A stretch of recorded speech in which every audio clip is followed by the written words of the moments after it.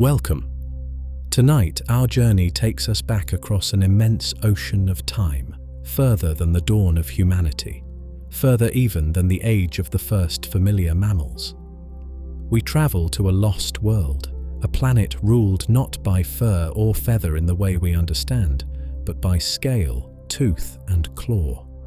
We are journeying back to the Mesozoic era, the vast middle chapter of complex life on Earth. We are going back to the age of dinosaurs. For 165 million years they reigned. Let that number settle in the mind for a moment. 165 million years, and span of time so vast it dwarfs, utterly, the entirety of human existence.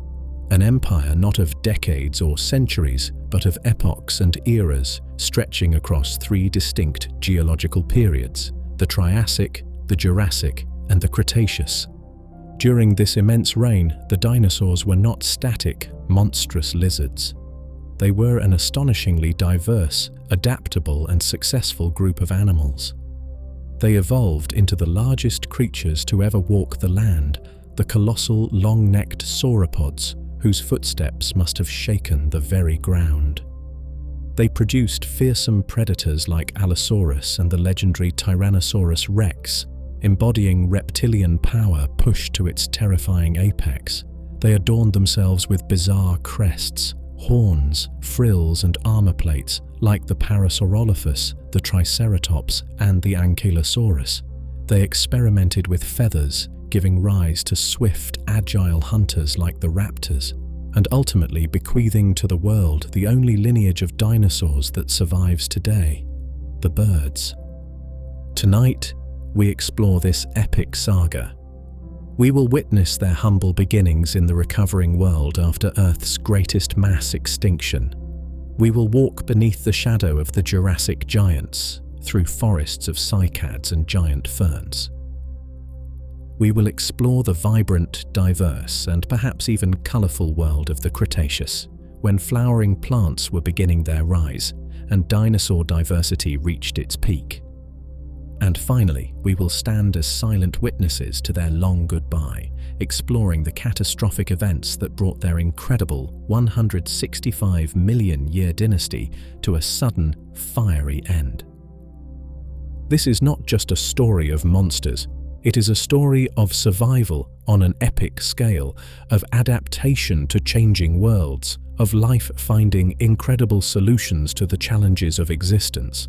It is the story of an empire forged by evolution, ruling a planet vastly different from our own, an empire ultimately forgotten by time, leaving behind only fossilized bones and footprints as silent testament to its long and magnificent reign.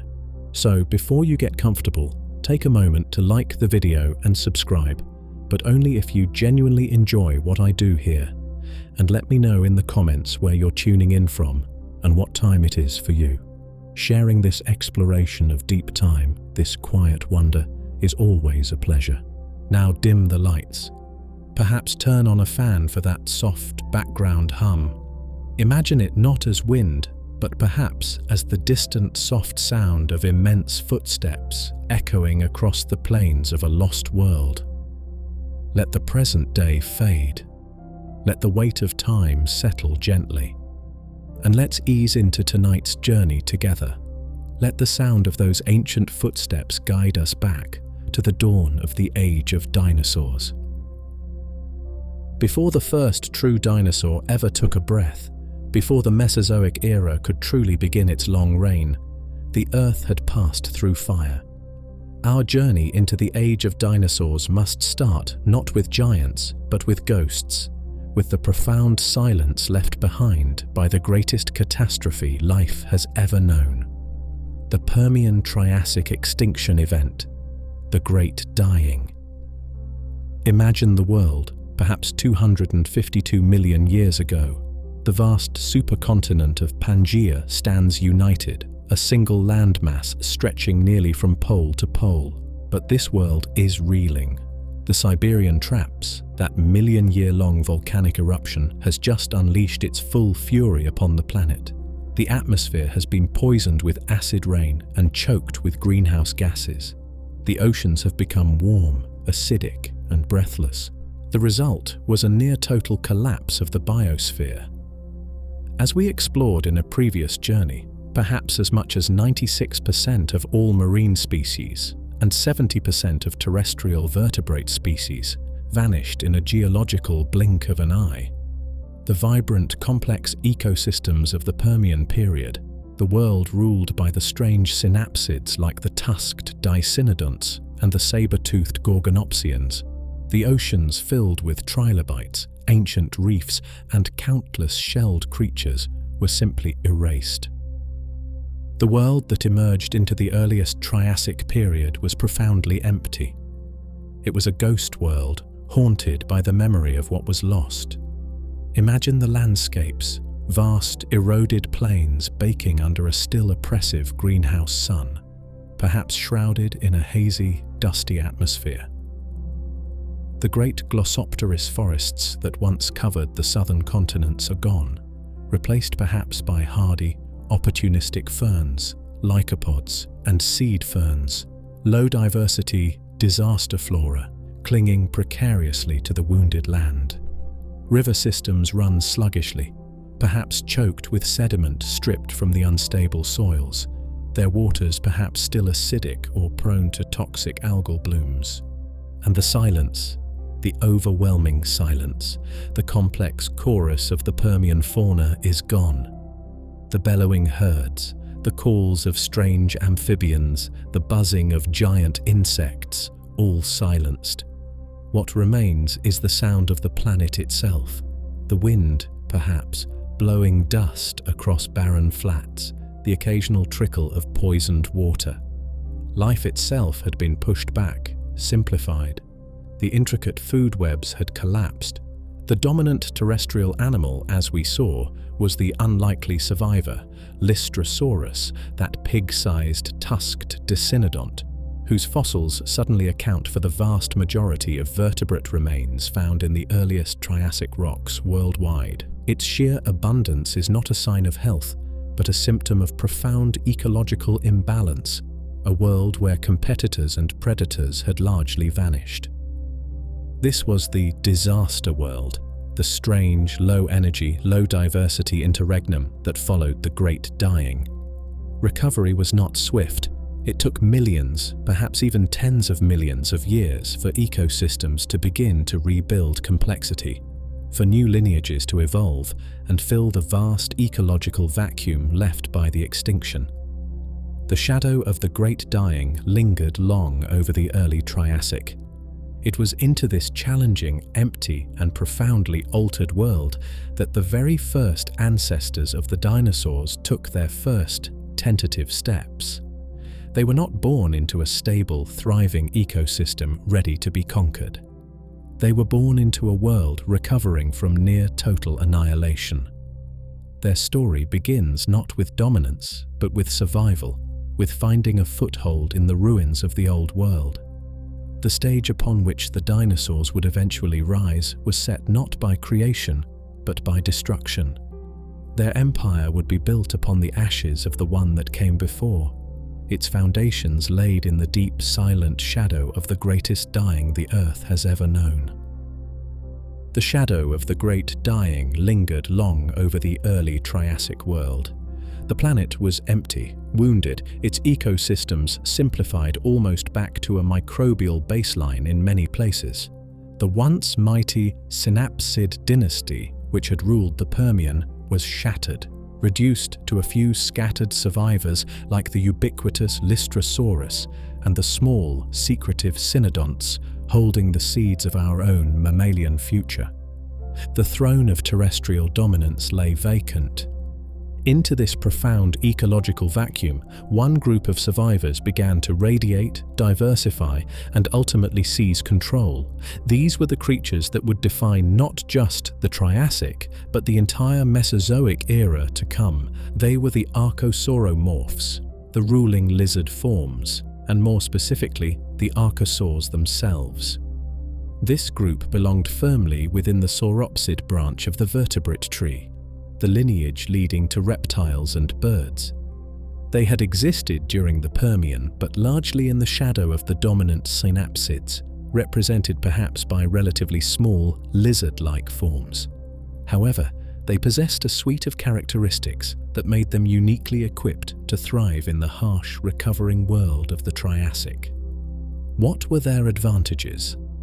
Archosaurs possessed efficient respiratory systems, perhaps better suited than many contemporary synapsids to handle the potentially lower oxygen levels that lingered after the extinction event. They were masters of water conservation.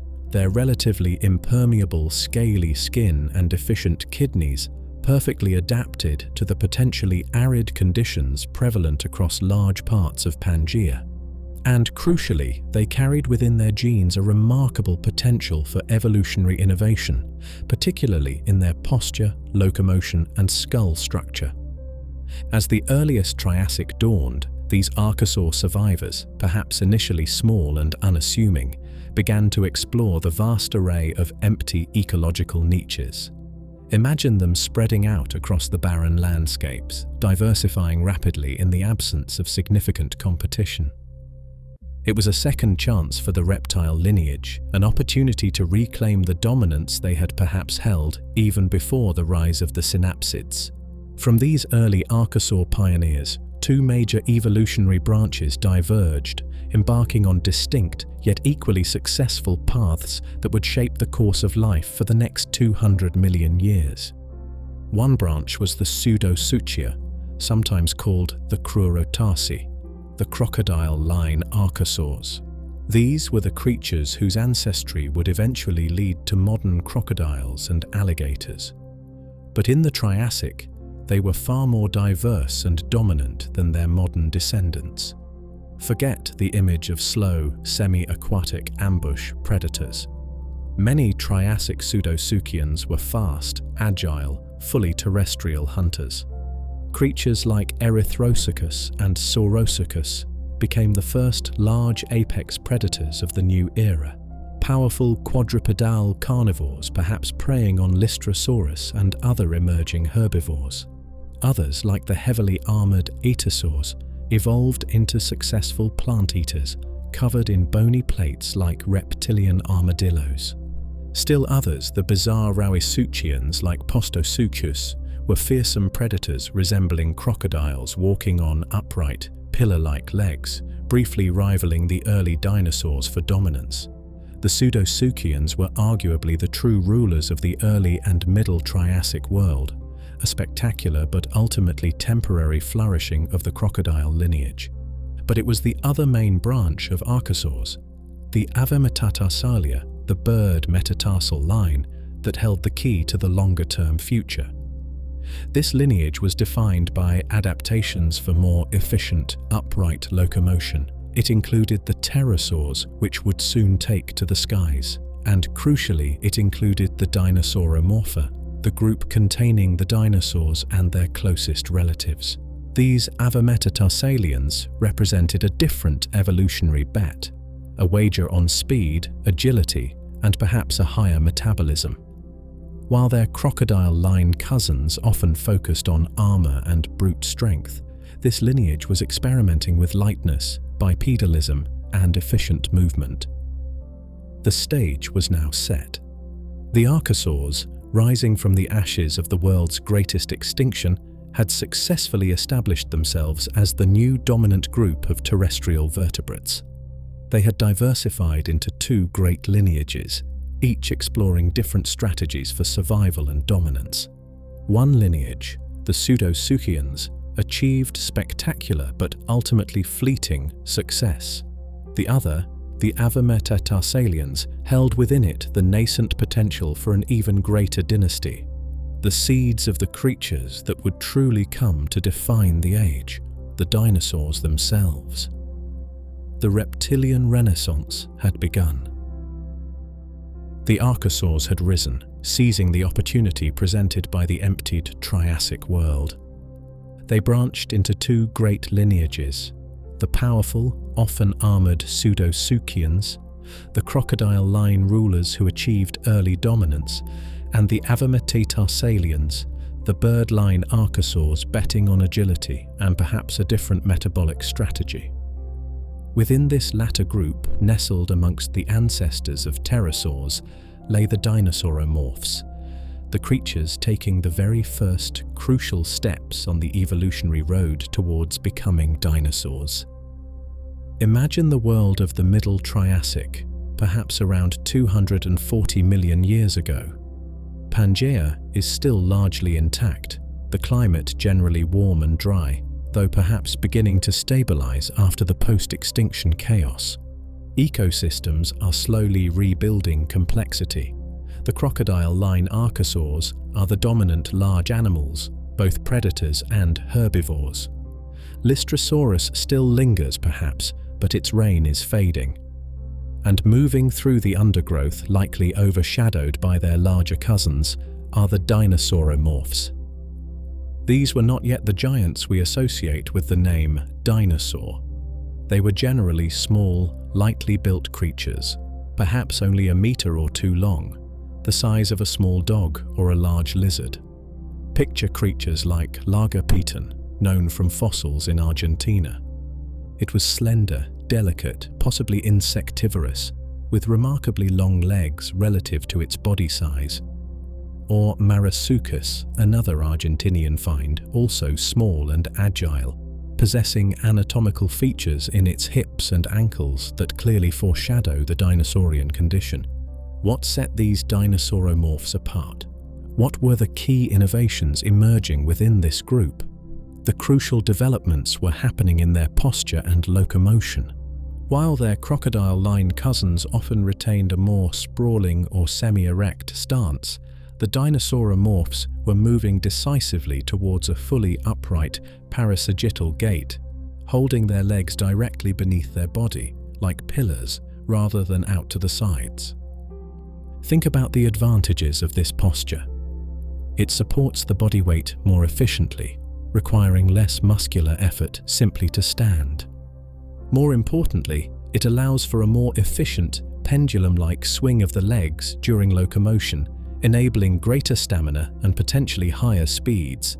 It decouples the movement of the legs from the bending of the spine, allowing the animal to breathe more effectively while running, a critical advantage for sustained activity.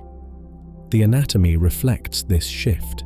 The hip socket, acetabulum, became deeper, more cup-like, allowing the head of the femur, thigh bone, to insert more vertically. The femur itself developed a distinct, inwardly turned head, fitting snugly into this socket.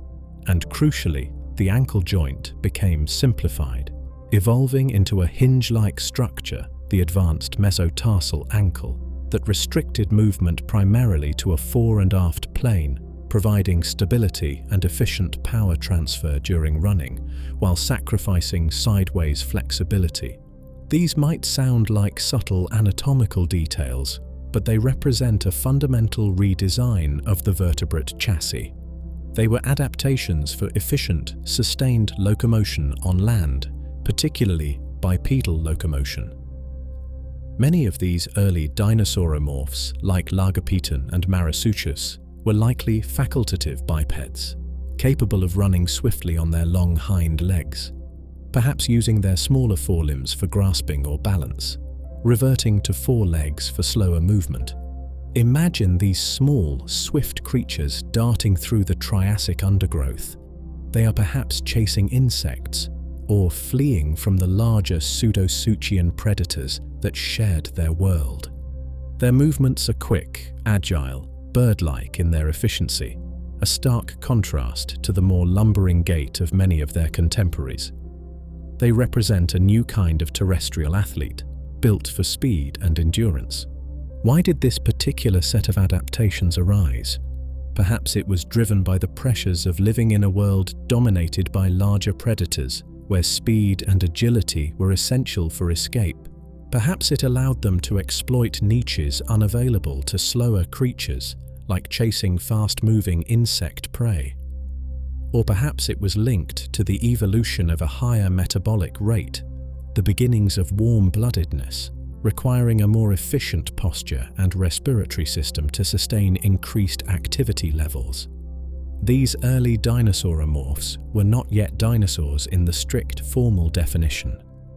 They lacked certain specific anatomical features that would unite their descendants, but they were undeniably on the path.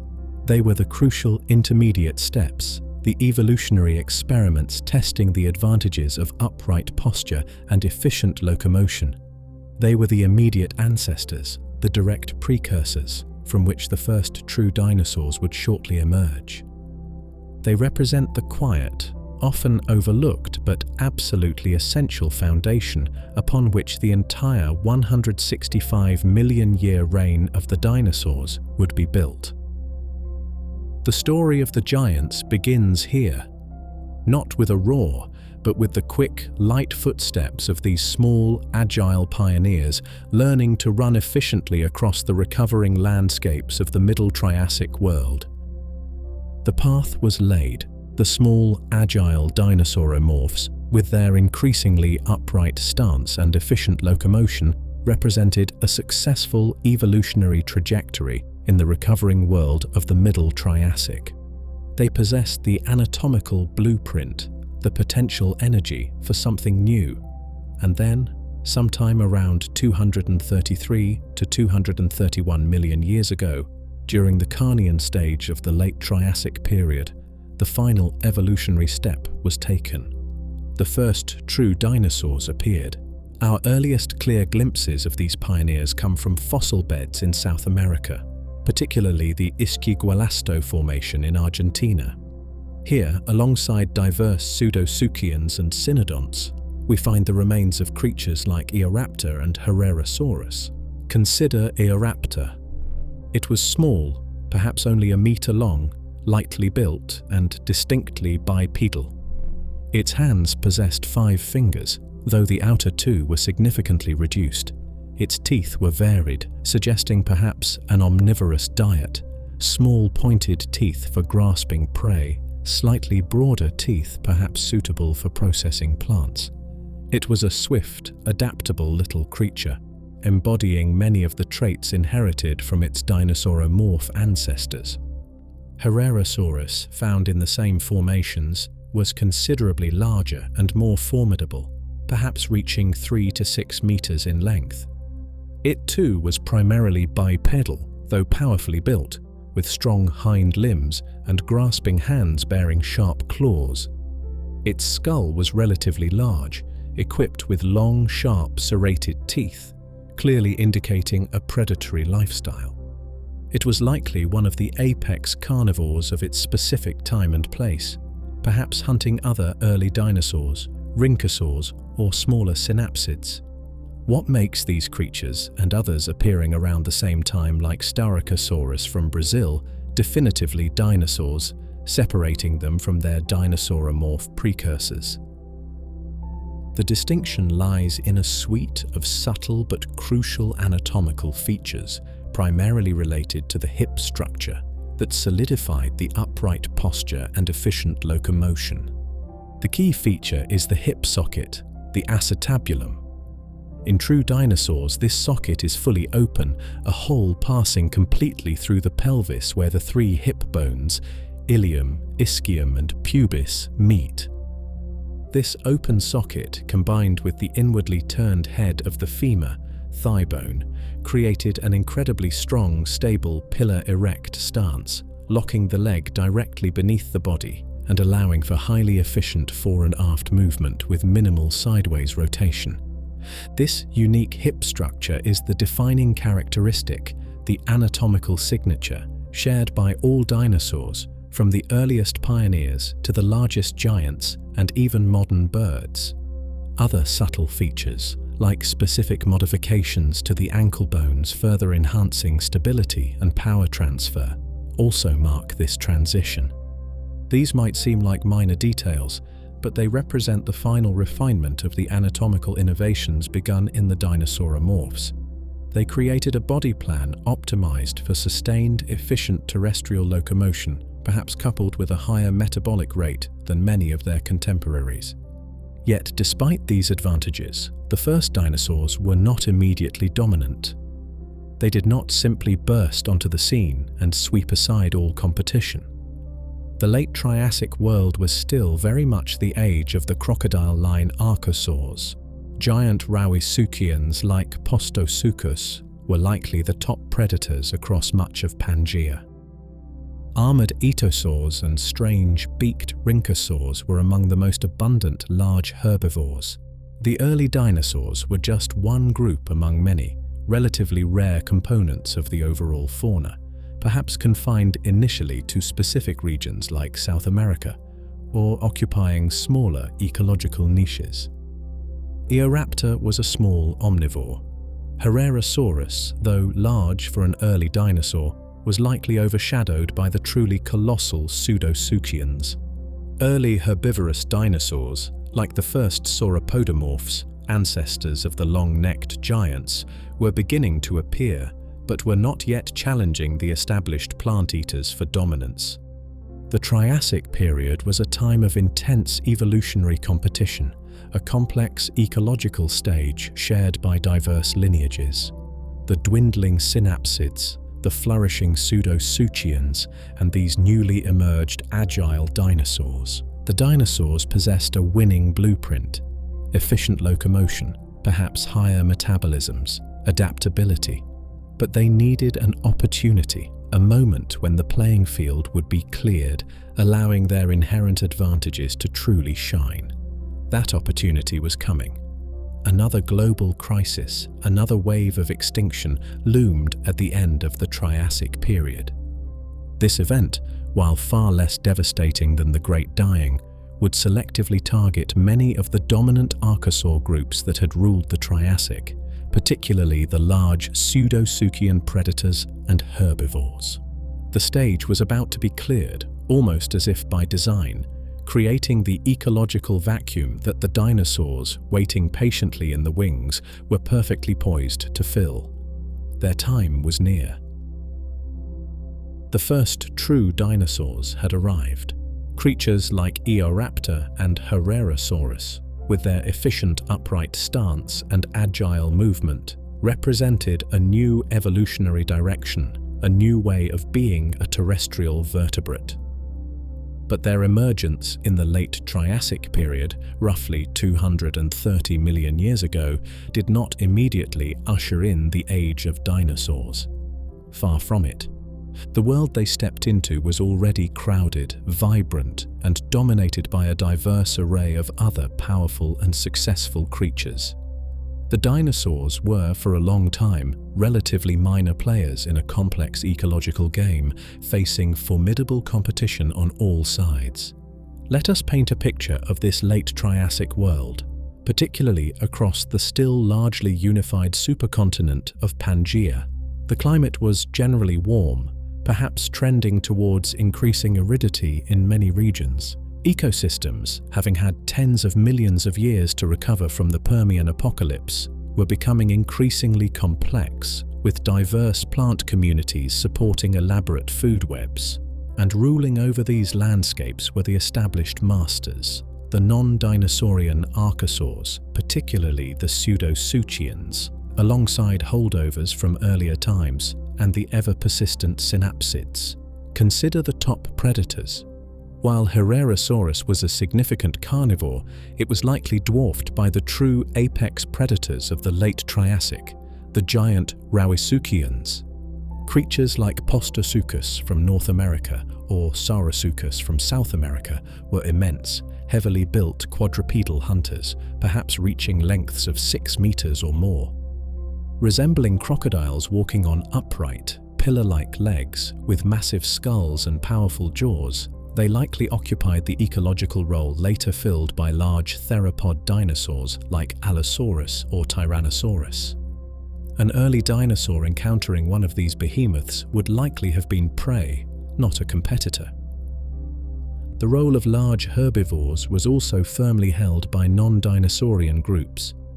Among the most abundant and widespread were the rhynchosaurs.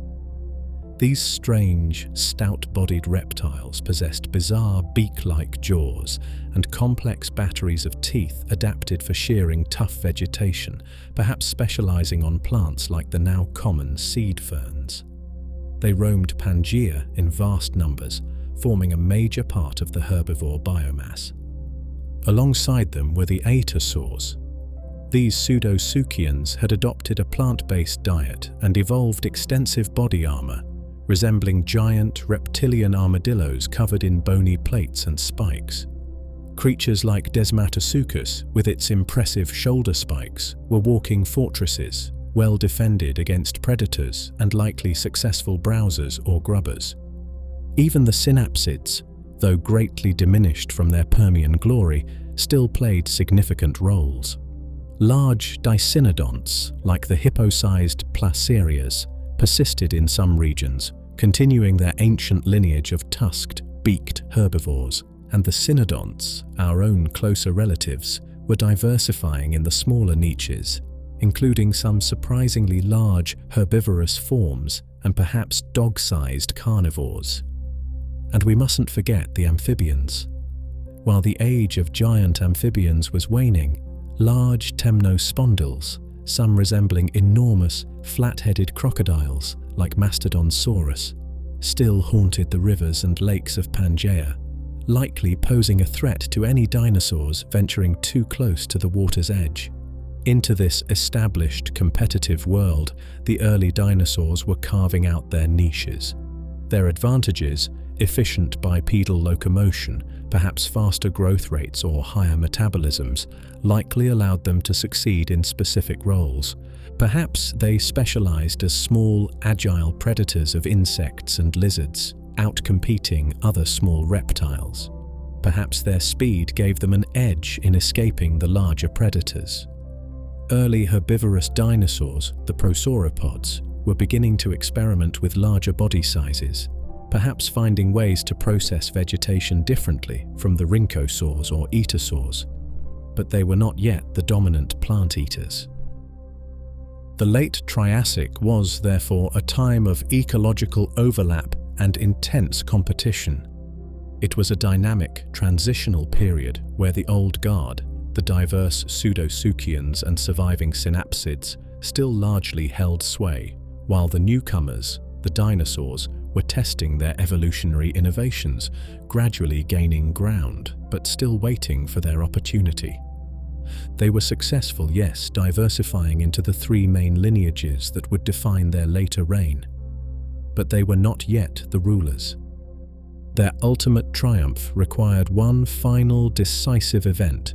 Another wave of environmental upheaval, another mass extinction was needed to clear the stage, to remove their primary competitors, and finally allow the unique advantages of the dinosaurian blueprint to propel them towards truly global, uncontested dominance.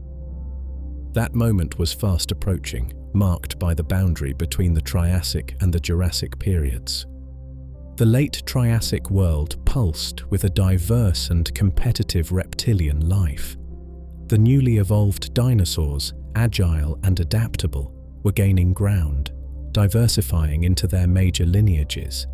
But they still lived largely in the shadow of the established rulers, the powerful crocodile-lined pseudosuchians, the abundant rhynchosaurs, and the remnants of the synapsid dynasty. The ecological stage was crowded. For the dinosaurs to truly achieve the global dominance they would hold for the next 140 million years, something profound needed to change. That change arrived with brutal geological force around 201 million years ago, marking the boundary between the Triassic and Jurassic periods. This was the Triassic-Jurassic extinction event, one of the big 5 mass extinctions in Earth's history.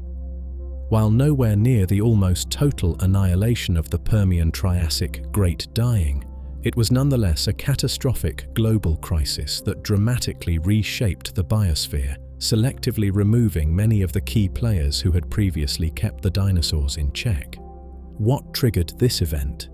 The prime suspect, much like the catastrophe that ended the Permian, appears to be massive volcanic activity, this time associated with the initial breakup of the supercontinent Pangaea. As the Atlantic Ocean began its slow, tentative opening, immense fissures ripped through the crust in the region that would become the Central Atlantic.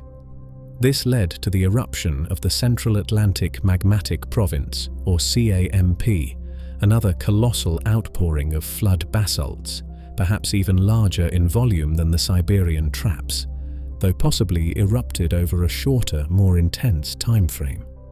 Consider the consequences, echoing the earlier Permian disaster, but perhaps playing out more rapidly. Immense quantities of carbon dioxide and sulfur dioxide were likely released into the atmosphere from these vast eruptions. This triggered a cascade of environmental crises. Rapid, intense global warming, driven by the sudden influx of greenhouse gases, would have stressed ecosystems worldwide. Ocean acidification, caused by the absorption of excess carbon dioxide, likely devastated marine life, particularly reef builders and shelled organisms. Changes in ocean chemistry might also have led to episodes of anoxia, further impacting marine ecosystems. On land, the effects of rapid climate change, perhaps coupled with acid rain from the sulfur emissions, would have placed immense pressure on terrestrial flora and fauna. The result was a significant wave of extinction, both on land and in the sea. But crucially, this extinction event was strangely selective. It did not wipe the slate clean equally. Certain groups were hit incredibly hard, while others sailed through relatively unscathed. Who perished? Among the hardest hit were the very groups that had dominated the Triassic land masses: the large pseudosuchian archosaurs, the giant rauisuchians that were the apex predators, the armored pterosaurs, and various other crocodile-line groups suffered catastrophic losses, vanishing almost entirely. The abundant rhynchosaurs, those specialized beaked herbivores, disappeared completely. Many of the large crocodile-like temnospondyle amphibians that still lingered in freshwater environments were extinguished. And the remaining large synapsids, like the last of the big dicynodonts, also met their end. Who survived? Remarkably, the dinosaurs navigated this crisis with astonishing success. All three major lineages, the carnivorous theropods, the long-necked sauropodomorphs, and the varied ornithischians, passed through the extinction boundary with relatively minor losses, diversifying rapidly in its aftermath. Alongside them, other groups also proved resilient. The pterosaurs continued their journey towards ruling the skies. The ancestors of modern crocodiles and alligators survived, likely by retreating to freshwater environments. Turtles and lizards persisted, and crucially for our own story, the small, perhaps nocturnal cynodonts, including the very first true mammals which had just evolved, also weathered the storm. Why this selectivity? Why did the dinosaurs and these other groups survive while the dominant pseudosuchians perished? The exact reasons remain debated, but several factors might have played a role. Perhaps the dinosaurs' more efficient respiratory system, potentially involving bird-like air sacs, allowed them to cope better with atmospheric changes or potentially lower oxygen levels associated with the volcanic activity. Perhaps their potentially higher metabolic rates and faster growth allowed them to recover more quickly in the disrupted ecosystems. Perhaps their generally smaller body size during the Triassic meant they needed fewer resources and could find refuge more easily. Or perhaps it was simply a matter of ecological luck, being in the right place, with the right adaptations, at the right time. Whatever the precise combination of causes, the result was transformative. The Triassic-Jurassic extinction event acted like a great filter, selectively removing the dinosaurs' primary competitors. The ecological stage, once crowded, was now suddenly, dramatically empty. The niches previously occupied by giant pseudosuchian predators and diverse large herbivores were now vacant, waiting to be filled. This was the moment of opportunity. The dinosaurs, already possessing an advantageous body plan and perhaps a more resilient physiology, stepped out of the shadows. The removal of their competitors unleashed their evolutionary potential. The subsequent Jurassic period would witness their explosive diversification, their attainment of colossal sizes, and their undisputed conquest of every terrestrial ecosystem on the planet. The Triassic-Jurassic extinction was the final crucial catalyst that truly ushered in the age of dinosaurs. The long wait was over, their time had come. The dust settled from the Triassic-Jurassic extinction.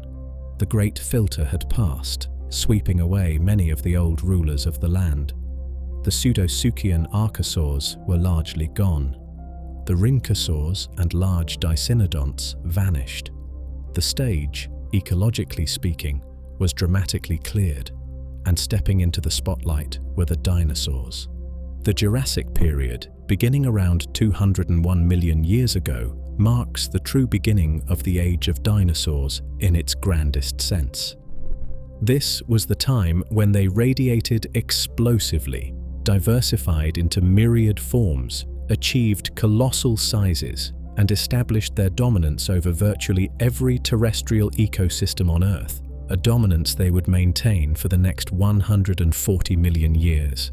But this biological revolution unfolded against a backdrop of profound geological change. The world itself was transforming. The great supercontinent of Pangaea, which had defined the planet's geography for the previous 100 million years, was beginning to break apart. This continental fragmentation had immense consequences, altering climates, creating new oceans, isolating populations, and ultimately fueling the very diversification of the dinosaurs it enabled. Recall the structure of Pangaea, that vast C-shaped landmass stretching from pole to pole. We saw earlier how the immense internal stresses and heat buildup beneath this insulating supercontinent had begun to create deep rift valleys, particularly along the ancient suture lines where the continents had originally collided. The volcanic activity associated with the Central Atlantic magmatic province, the likely trigger for the end Triassic extinction, was itself a symptom of this immense stretching and thinning of the crust. Now, in the early Jurassic, these rifts continued to deepen and widen. The nascent tear between the northern landmass and the southern landmass became a true oceanic basin. Seawater flooded in definitively. New oceanic crust began to form along a burgeoning mid-ocean ridge. The Atlantic Ocean was truly born. Consider the consequences of this gradual continental divorce. As Pangaea fragmented, the extreme continentality that had defined its climate began to lessen. The immense interior desert, while perhaps still vast, likely shrank. More importantly, the creation of new coastlines, the intrusion of shallow seas deep into the rifts, brought the moderating influence of oceanic moisture further inland. Global climates, while still generally warm, likely became more humid, less prone to the brutal seasonal extremes of the Pangaea world. Rainfall patterns shifted. Instead of just devastating mega monsoons on the periphery, a more complex, perhaps more evenly distributed pattern of precipitation began to emerge. This shift towards a warmer, wetter, more stable global climate created ideal conditions for plant life. The sparse, hardy disaster flora of the early Triassic gave way to lush, widespread forests. While flowering plants had not yet evolved, the Jurassic world was incredibly green. Vast forests dominated by towering conifers, graceful ginkgos, and immense tree ferns covered much of the land. This botanical abundance provided a vast, stable food source, the energetic foundation upon which the age of giants could be built. Furthermore, the physical separation of the continents created barriers to dispersal. Dinosaur populations that had once been potentially connected across Pangaea now found themselves isolated on diverging land masses, Laurasia to the north, Gondwana to the south. This geographic isolation is a powerful engine of evolution. Separated populations begin to follow their own unique evolutionary trajectories, adapting to local conditions, leading to the diversification of distinct faunas on different continents. The breakup of Pangaea didn't just change the map. It actively spurred the evolution of new dinosaur species and lineages.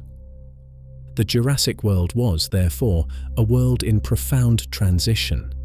Geologically, it was fragmenting, opening new oceans, creating new coastlines.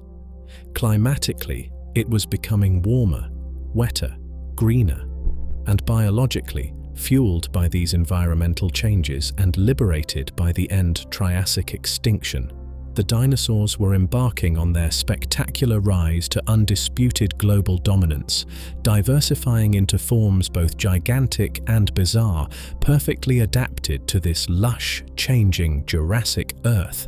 The stage was set for the true giants to appear. The world was changing.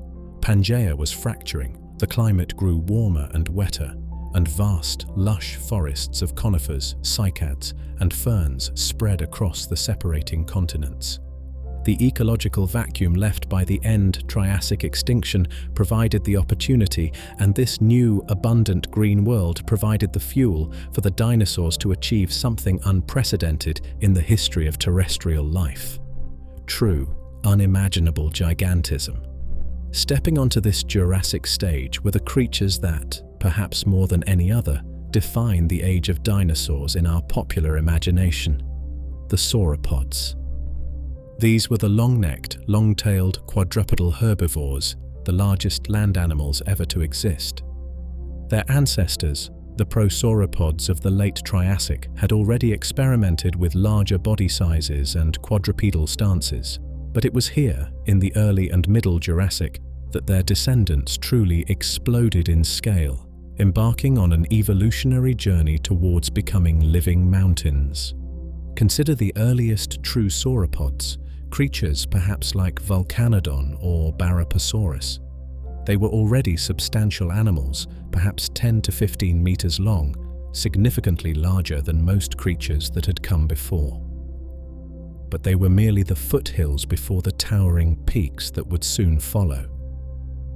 As the Jurassic progressed, lineages like the diplodocids, the brachiosaurids, and the mamenchisaurids pushed the boundaries of biological possibility. Let us try to picture them, moving slowly through the vast Jurassic forests or across the open fern prairies, perhaps 150 million years ago. There is Diplodocus, incredibly long and slender, reaching perhaps 25 to 30 meters, nearly 100 feet from snout to tail tip, though much of that length was neck and tail.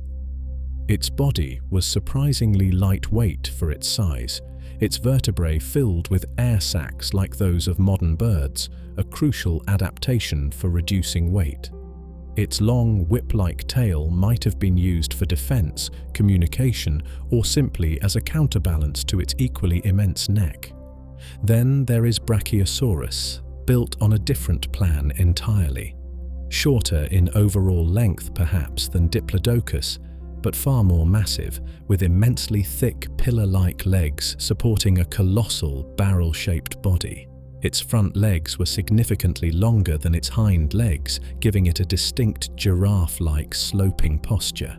And rising high above its shoulders, perhaps 12 to 13 meters, over 40 feet, into the air, was its immense neck, holding its relatively small head aloft, allowing it to browse on the highest branches of the tall Jurassic conifers, far beyond the reach of any other contemporary herbivore. And consider Mamenchisaurus from Asia, renowned for possessing perhaps the longest neck relative to its body size of any known creature, a neck that could reach an astonishing 15 meters, 50 feet, in length, composed of 19 elongated vertebrae. How did these creatures achieve such staggering dimensions, dwarfing even the largest land mammals that would evolve tens of millions of years later? Their success was likely a result of a unique combination of anatomical, physiological, and environmental factors. Their fundamental body plan, quadrupedal, with pillar-like legs held directly beneath the body, provided a stable, efficient platform for supporting immense weight. Their long necks allowed them to reach vast quantities of food with minimal movement of their huge bodies, conserving precious energy. They could stand in one place and browse an enormous semicircle of vegetation from ground level up to the highest canopy. Their respiratory system, likely involving a complex system of air sacs connected to their lungs, similar to modern birds, would have allowed for highly efficient, one-way airflow, ensuring their massive bodies received enough oxygen while also significantly lightening their skeletons, particularly the long vertebrae of the neck and torso. Their metabolism is still debated, but they likely possessed relatively high metabolic rates, at least during their growth phase, allowing them to achieve their immense sizes relatively quickly.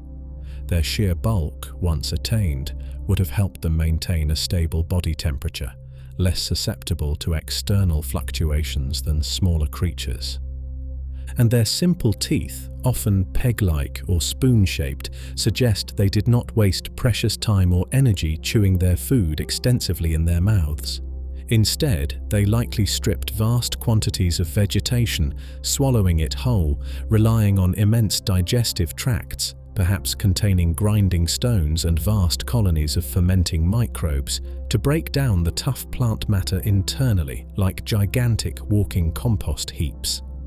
Finally, the warm, stable, carbon dioxide-rich climate of the Jurassic, supporting incredibly lush and widespread vegetation, provided the sheer, unimaginable volume of food required to fuel these colossal bodies.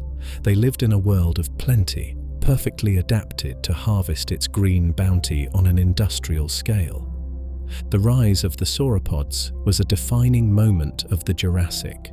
They became the undisputed heavyweight champions of the terrestrial world, shaping the very ecosystems they inhabited through their immense feeding pressure and their sheer physical presence.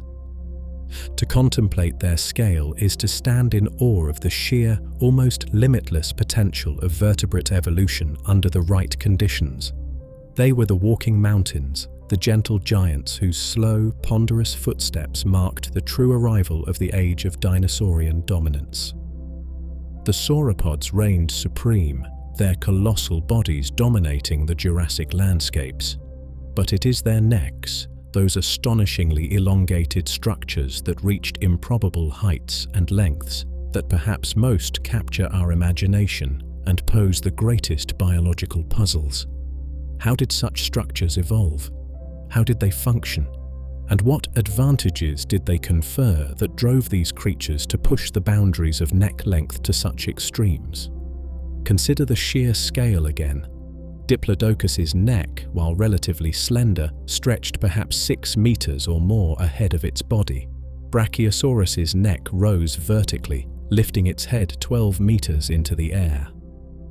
Mamenchisaurus's neck, an almost unbelievable 15 meters long, accounted for half its total body length.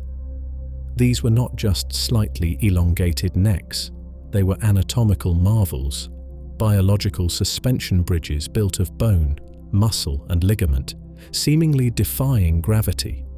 The engineering challenges alone were immense. Supporting such a long, heavy structure required profound skeletal modifications. The neck vertebrae of sauropods were often incredibly complex, yet remarkably lightweight. They were frequently hollowed out by large internal air sacs, extensions of the bird-like respiratory system, drastically reducing their weight without sacrificing strength. Think of them as sophisticated biological trusses, designed for maximum strength with minimum mass. The vertebrae also possessed intricate locking mechanisms, tall neural spines, and broad surfaces for the attachment of immense ligaments and muscles needed to support and move the neck. A massive ligament, perhaps similar to the nuchal ligament found in horses and cattle today, likely ran along the top of the vertebrae, acting like a giant suspension cable, helping to passively support the weight of the head and neck against gravity with minimal muscular effort. But why evolve such a structure in the first place? The most enduring hypothesis, particularly for high-shouldered forms like Brachiosaurus, relates to feeding high in the tree canopy. In the Jurassic forests dominated by tall conifers and cycads, the highest foliage represented a vast, untapped food resource, inaccessible to shorter herbivores. By evolving incredibly long necks, these sauropods could reach this lofty browse, like living elevators, avoiding competition with ground-level feeders. They could stand in one place and harvest leaves from the crowns of multiple trees, minimizing the energy expended on moving their immense bodies. However, the high-browsing hypothesis doesn't fit all sauropods equally well. For creatures like Diplodocus and Apatosaurus, with their more horizontally oriented necks and different skull/tooth structures, another idea has gained favor: low browsing over a wide area, or surface feeding. Imagine Diplodocus standing on the edge of a vast fern prairie or near a riverbank covered in lower-growing vegetation. Its immense neck, held perhaps roughly parallel to the ground, acts like a giant vacuum cleaner hose, allowing the creature to sweep its head across an enormous semicircle, efficiently cropping vast quantities of ferns, horsetails, or other low browse without moving its feet. This strategy also minimizes energy expenditure, allowing the animal to harvest huge amounts of food from a single spot before needing to take a step.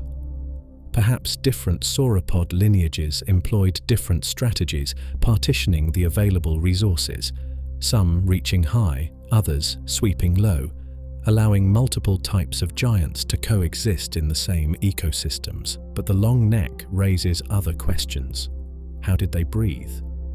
Pumping air down such an incredibly long trachea, potentially 9 meters or more, would require immense effort and create a huge volume of dead space air that didn't reach the lungs.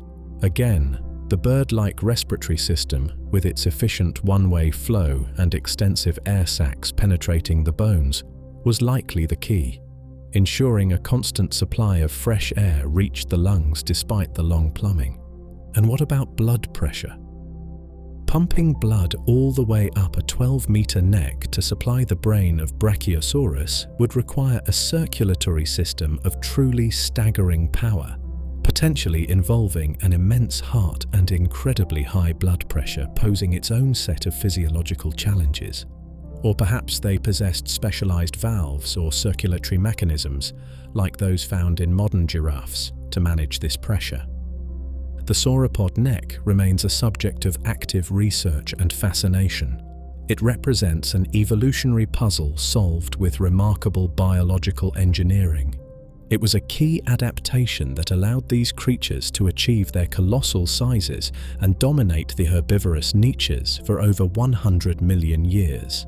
Whether reaching for the highest branches or sweeping across the low-growing ferns, that incredible neck was the defining tool of their success, a silent, powerful testament to the ways evolution can reshape the vertebrate body in response to the simple, fundamental need to find enough food.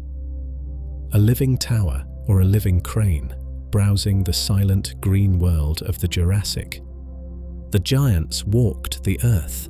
Sauropods, with their impossibly long necks, browsed peacefully, their immense bodies casting slow-moving shadows across the land. But what land was this? What was the world itself like during the Jurassic period, the time when these colossal creatures reached their zenith? To truly understand the dinosaurs, we must also try to picture the world they inhabited, particularly the green kingdom that sustained them. The Jurassic world, benefiting from the warmer, wetter climate ushered in by the breakup of Pangaea, was incredibly lush. While flowering plants, the group that dominates most terrestrial ecosystems today, had not yet evolved, the planet was far from barren. It was clothed in vast, ancient forests composed of plant groups that are now either extinct or relegated to minor roles in modern ecosystems.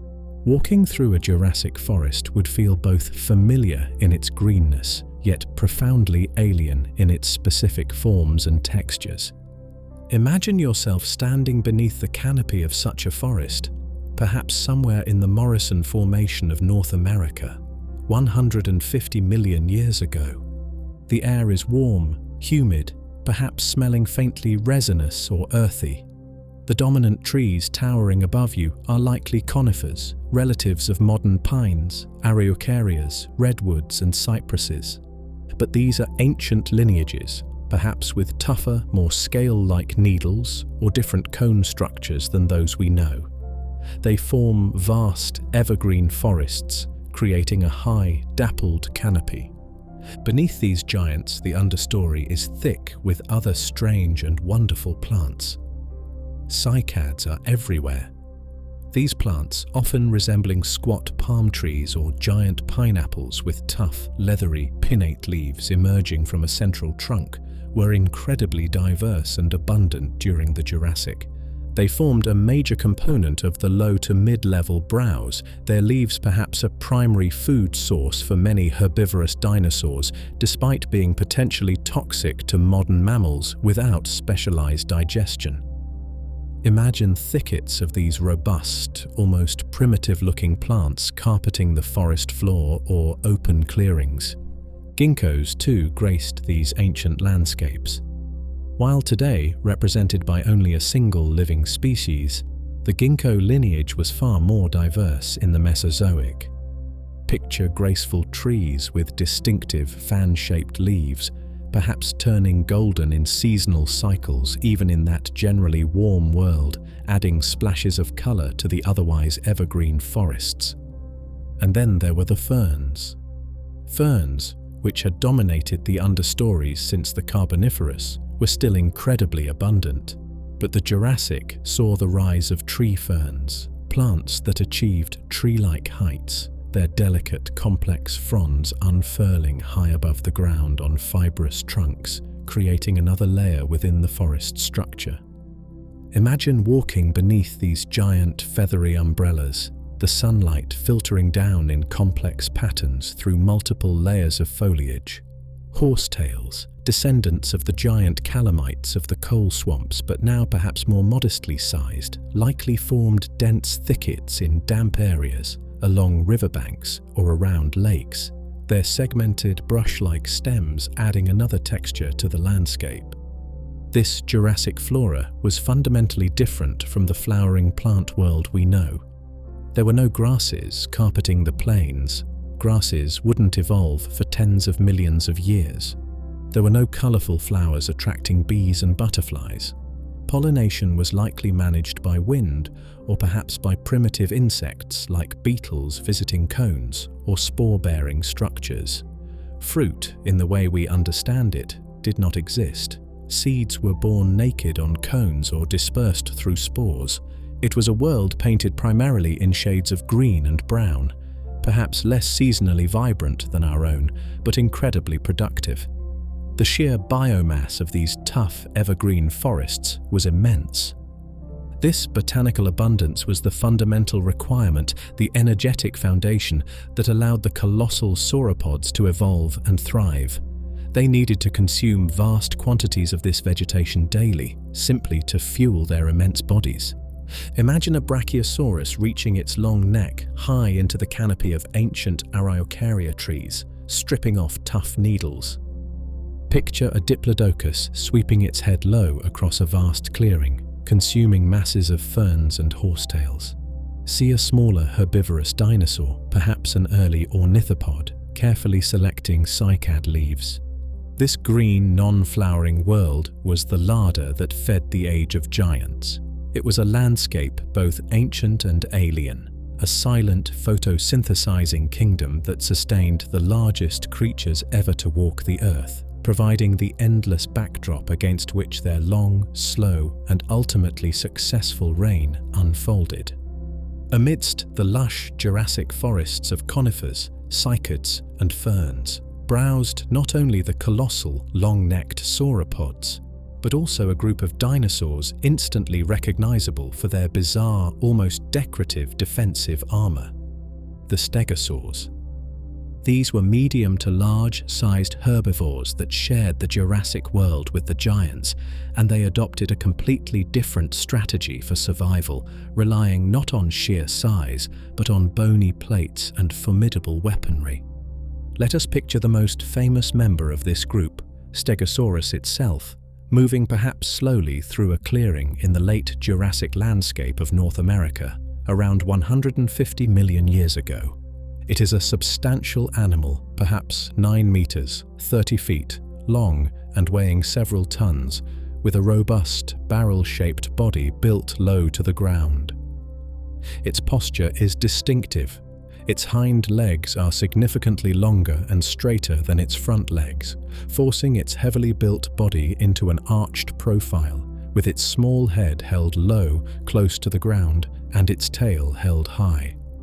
This low-slung head housed a remarkably small brain, famously often compared in size to a walnut, suggesting perhaps a life lived more by instinct than complex thought.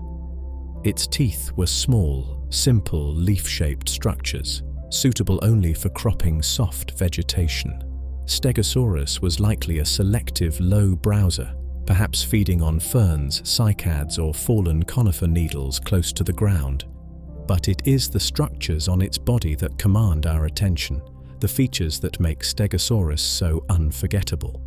Rising in 2 alternating rows along the crest of its arched back, from its neck down towards its tail, is a series of large, thin, kite-shaped or pentagonal plates of bone.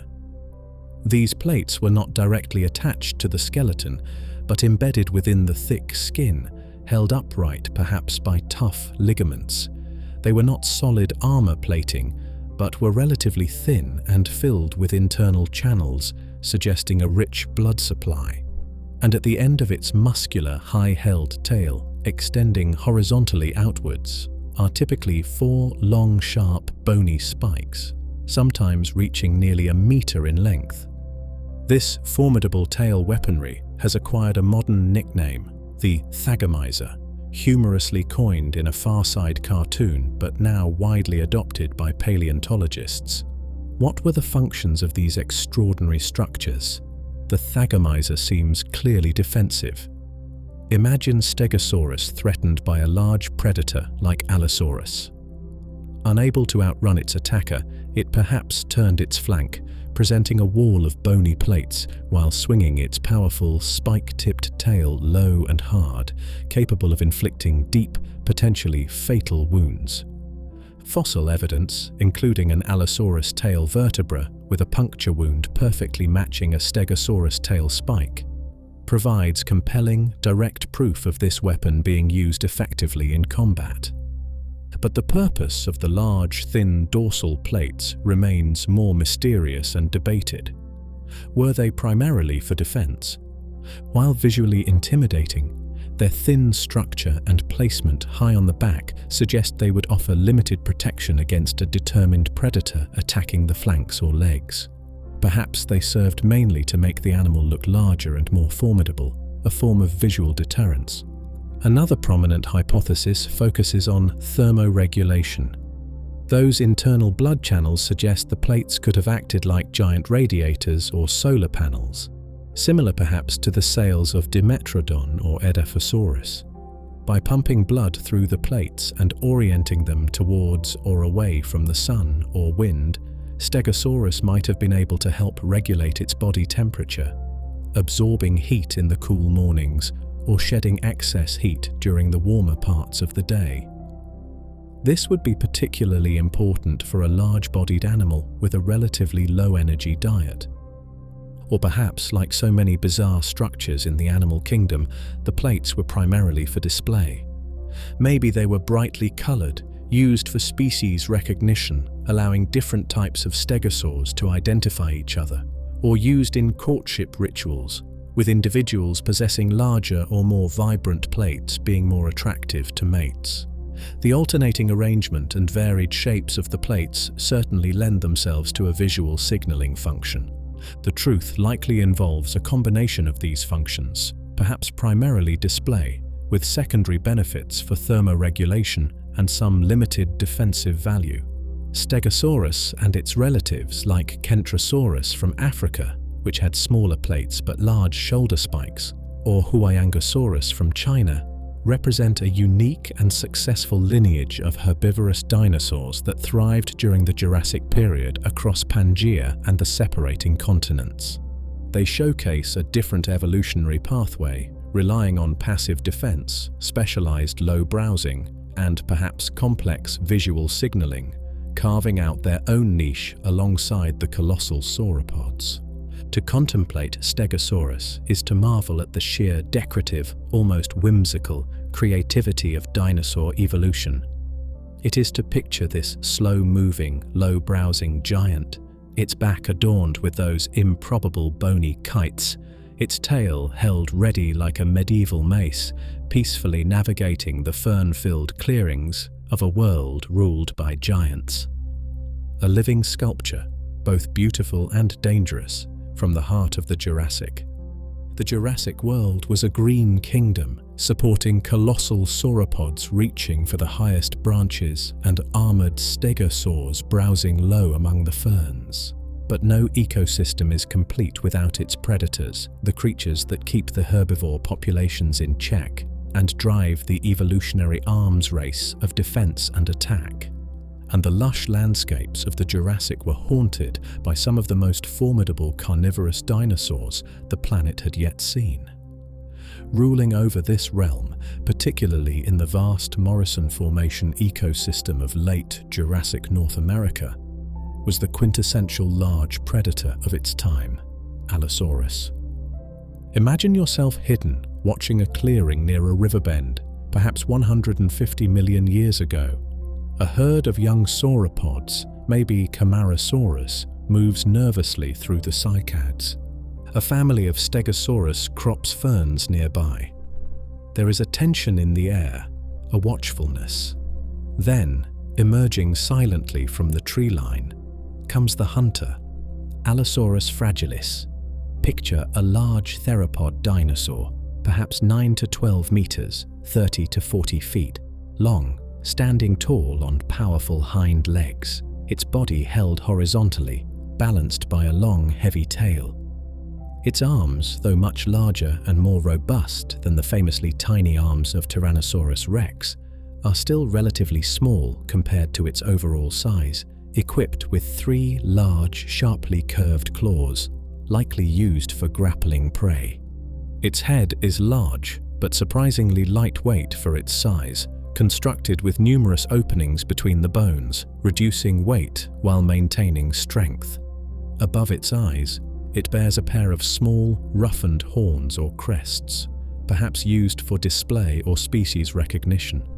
Its jaws are filled with sharp, serrated blade-like teeth, constantly replaced throughout its life, perfectly adapted for slicing through flesh. Allosaurus was built for power and perhaps surprising agility for its size. Its strong legs suggest it was capable of achieving considerable speed, at least in bursts, allowing it to pursue or ambush prey. Its flexible neck would have allowed its powerful head to strike effectively. How did it hunt in a world populated by giants? Allosaurus was certainly large enough to tackle substantial prey, perhaps targeting the young or weakened individuals within the sauropod herds or taking on the well-defended Stegosaurus. Fossil evidence, like that Allosaurus vertebra bearing a Stegosaurus spike wound and conversely Stegosaurus plates showing bite marks attributed to Allosaurus, confirms these creatures interacted, likely violently. Imagine the attack. Perhaps Allosaurus used ambush, bursting from cover to surprise its prey. It might have used its powerful legs to deliver kicking blows or grappled with its clawed hands, but its primary weapon was likely its head and jaws. Biomechanical studies suggest its skull, while strong, was perhaps not designed for delivering immense, bone-crushing bites like T-Rex. Instead, Allosaurus may have employed a different technique, perhaps using its head like a hatchet, delivering rapid, slashing bites with its serrated teeth, causing massive blood loss and weakening the prey through shock and exsanguination. It might have acted like a giant land-based shark, inflicting devastating wounds and then waiting patiently for its victim to succumb. Allosaurus was clearly an incredibly successful predator. Its fossils are among the most common large theropod remains found in the Morrison Formation, suggesting it was the dominant carnivore of its ecosystem for millions of years. But it was not entirely alone. Sharing the Jurassic landscape were other predators, perhaps occupying slightly different niches. There was Ceratosaurus, a slightly smaller but heavily built theropod, distinguished by a prominent blade-like horn on its snout and smaller crests over its eyes. Its teeth were proportionally larger than those of Allosaurus, perhaps suggesting it tackled different prey or employed a different killing method. And there were smaller, swifter hunters like Ornitholestes, perhaps pursuing lizards and primitive mammals in the undergrowth, representing the lower tiers of the predatory hierarchy. The Jurassic Predatory Guild was a complex system, with different hunters perhaps specializing in different prey sizes or types, or utilizing different habitats. Allosaurus stood at the apex, the great generalist hunter capable of tackling the largest available game, its presence shaping the behavior and evolution of the giant herbivores it lived alongside. To contemplate Allosaurus is to picture the raw, dynamic energy of the Jurassic food web. It is to imagine the tension between the colossal plant-eaters and the powerful hunters that stalked them. It is to see a predator perfectly adapted to its world, a sleek, powerful engine of teeth and claws ruling the fern prairies long before the rise of the tyrant kings of the Cretaceous, the lion of the Jurassic patrolling its vast green kingdom.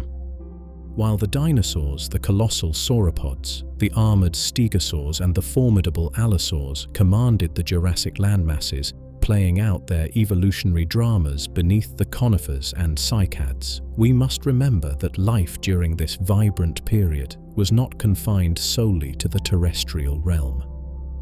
The age of dinosaurs on land unfolded concurrently, with equally spectacular, though entirely separate, reigns in the skies above and the oceans below. Let us lift our gaze for a moment from the forest floor and look up into the warm, humid Jurassic sky. Dinosaurs, as we know them, were resolutely land-bound creatures, with the exception, of course, of their bird descendants much later. But the air belonged to another group of archosaurs, close cousins to the dinosaurs, who had already achieved the miracle of powered flight tens of millions of years earlier, the pterosaurs. Imagine the skies filled not with birds, which were perhaps just beginning their first tentative flutters with creatures like Archaeopteryx, but with these leathery winged reptiles. They came in a dazzling array of shapes and sizes during the Jurassic. There were small, perhaps insectivorous pterosaurs like Aneurognathus, with short heads and bat-like agility, flitting through the forests. There were long-tailed forms, the Ramphorhynchoids, perhaps like Ramphorhynchus itself, soaring over coastlines, their long tails ending in a diamond-shaped vein, their sharp teeth perfect for snatching fish from the water's surface. And there were larger forms beginning to emerge, like Pterodactylus, representing the shorter-tailed pterodactyloid lineage that would come to dominate the later Cretaceous skies, with giants like Quetzalcoatlus. These creatures were not clumsy gliders. They were sophisticated flying machines, their wings formed by a membrane stretched along an incredibly elongated fourth finger, their bodies lightweight, perhaps covered in a fuzzy integument called pycnofibers, and likely possessing metabolisms capable of sustaining active flight. They ruled the air unchallenged, occupying the ecological niches that birds would later claim. Imagine their calls echoing through the Jurassic air, their leathery wings casting fleeting shadows on the dinosaurs browsing below. And now let us turn our attention to the vast oceans that were beginning to separate the fragments of Pangaea, the nascent Atlantic, the expanding Tethys, the immense Panthalassa. These waters, too, teemed with life, including reptiles that had returned to the sea and evolved into forms every bit as magnificent and sometimes as strange as their terrestrial dinosaur cousins. Imagine diving beneath the surface of a warm Jurassic sea. You would encounter the ichthyosaurs, the fish lizards. These reptiles had become extraordinarily adapted to marine life, evolving streamlined, dolphin-like or tuna-like bodies, powerful tail flukes for propulsion, and large eyes for hunting in the deep. Creatures like Ophthalmosaurus were masters of the open ocean, perhaps diving to great depths in pursuit of squid and fish. Alongside them swam the Plesiosaurs, those peculiar four-flippered reptiles. The Jurassic saw the flourishing of both the long-necked forms, like Plesiosaurus itself, perhaps using their incredible reach to ambush fish in shallower waters, and the formidable, short-necked, large-headed pliosaurs like Leopleurodon or Pliosaurus. These latter creatures were the apex predators of the Jurassic seas, immense hunters perhaps reaching lengths of 10 meters or more, their massive jaws filled with huge conical teeth, likely preying upon ichthyosaurs, plesiosaurs, large fish, and ammonites. They were the T-Rex equivalents of the marine realm. The oceans also swarmed with ammonites, those coiled-shelled cephalopods, reaching peak diversity in the Jurassic. Vast shoals of fish, including early relatives of modern sharks and bony fish, filled the water column, and the seafloor hosted its own diverse communities of invertebrates. So, while our story focuses on the dinosaurs, the rulers of the land, we must hold in our minds this richer, more complete picture of the Jurassic world. It was a planet teeming with life in all three dimensions: dinosaurs dominating the continents, pterosaurs ruling the skies, and immense, powerful marine reptiles commanding the oceans. Each realm saw its own dynasties rise, its own evolutionary dramas unfold. The age of dinosaurs was truly the age of reptiles, a time when this remarkable group achieved an ecological dominance across the entire globe, on land, in the air, and in the sea that has never been equaled since. The Jurassic period closed, perhaps around 145 million years ago, seamlessly transitioning into the final and longest chapter of the Mesozoic era, the Cretaceous.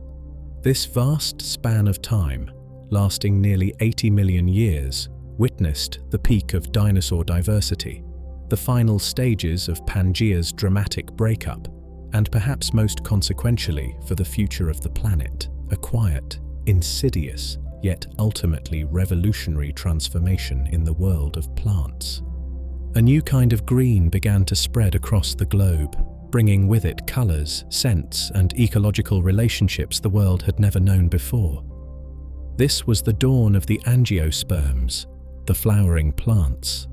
For the preceding 200 million years, since the end Permian extinction, the terrestrial landscapes had been dominated by the gymnosperms, the conifers, cycads, ginkgos, and the ancient lineages of ferns and horsetails. These were hardy, successful plants, forming the vast forests that fed the giant sauropods and sheltered the diverse faunas of the Triassic and Jurassic. But their methods of reproduction were relatively simple, often relying on wind to carry pollen between cones or spores released into the environment.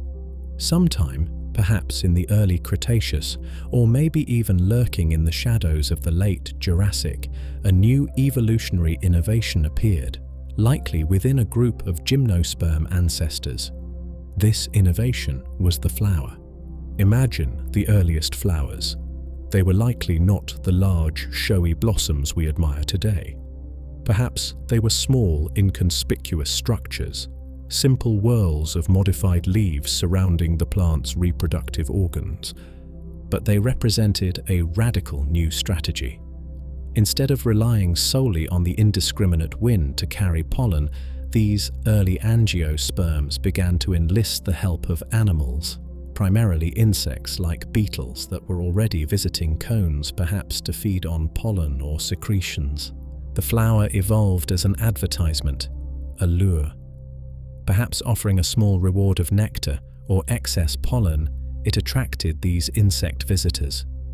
As the insect moved from flower to flower, it inadvertently carried pollen grains with it, facilitating cross-pollination with far greater efficiency and precision than the wind ever could. And accompanying the flower came another crucial innovation: the fruit. The seeds of these new plants were enclosed within a protective layer, the ovary, which often developed after fertilization into a fleshy, nutritious, or easily dispersed structure, the fruit. This offered protection for the developing seed and, crucially, provided a new mechanism for dispersal.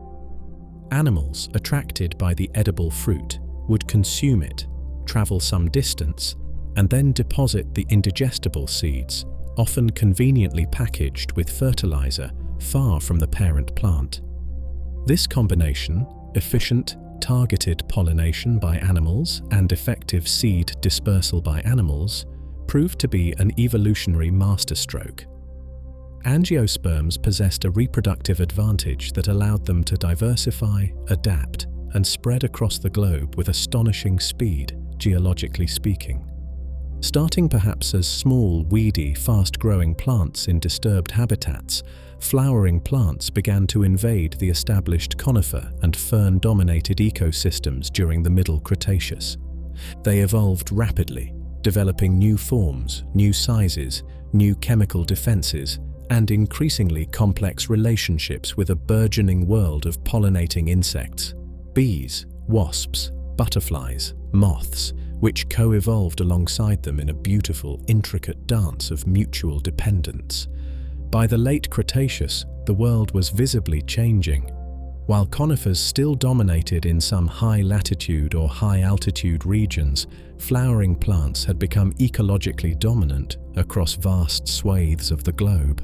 The first true hardwood forests, composed of relatives of modern sycamores, magnolias, laurels, and perhaps even early figs, began to replace the ancient gymnosperm woodlands. Flowering shrubs, vines, and herbaceous plants filled the understory.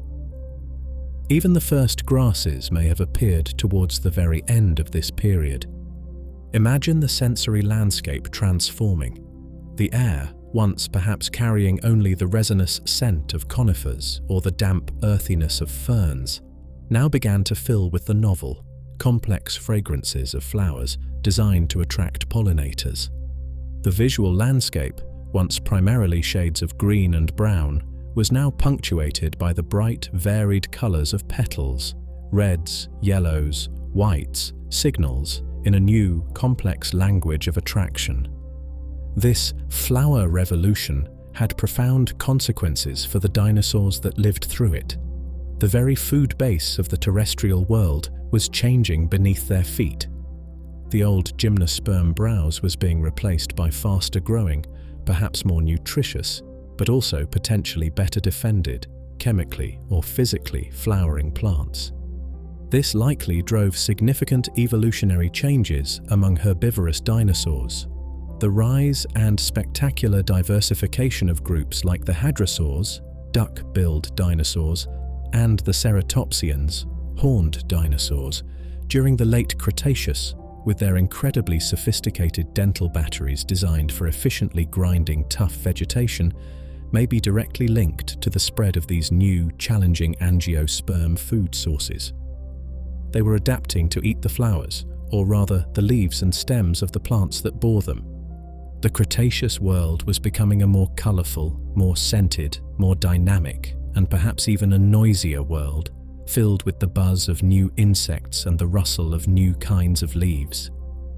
This quiet botanical transformation, beginning perhaps with a single, inconspicuous bloom, fundamentally reshaped the planet's ecosystems, creating the ecological stage upon which the final, dramatic act of the dinosaurs' long reign would play out, and ultimately paving the way for the rise of the mammals and the familiar green world we inhabit today.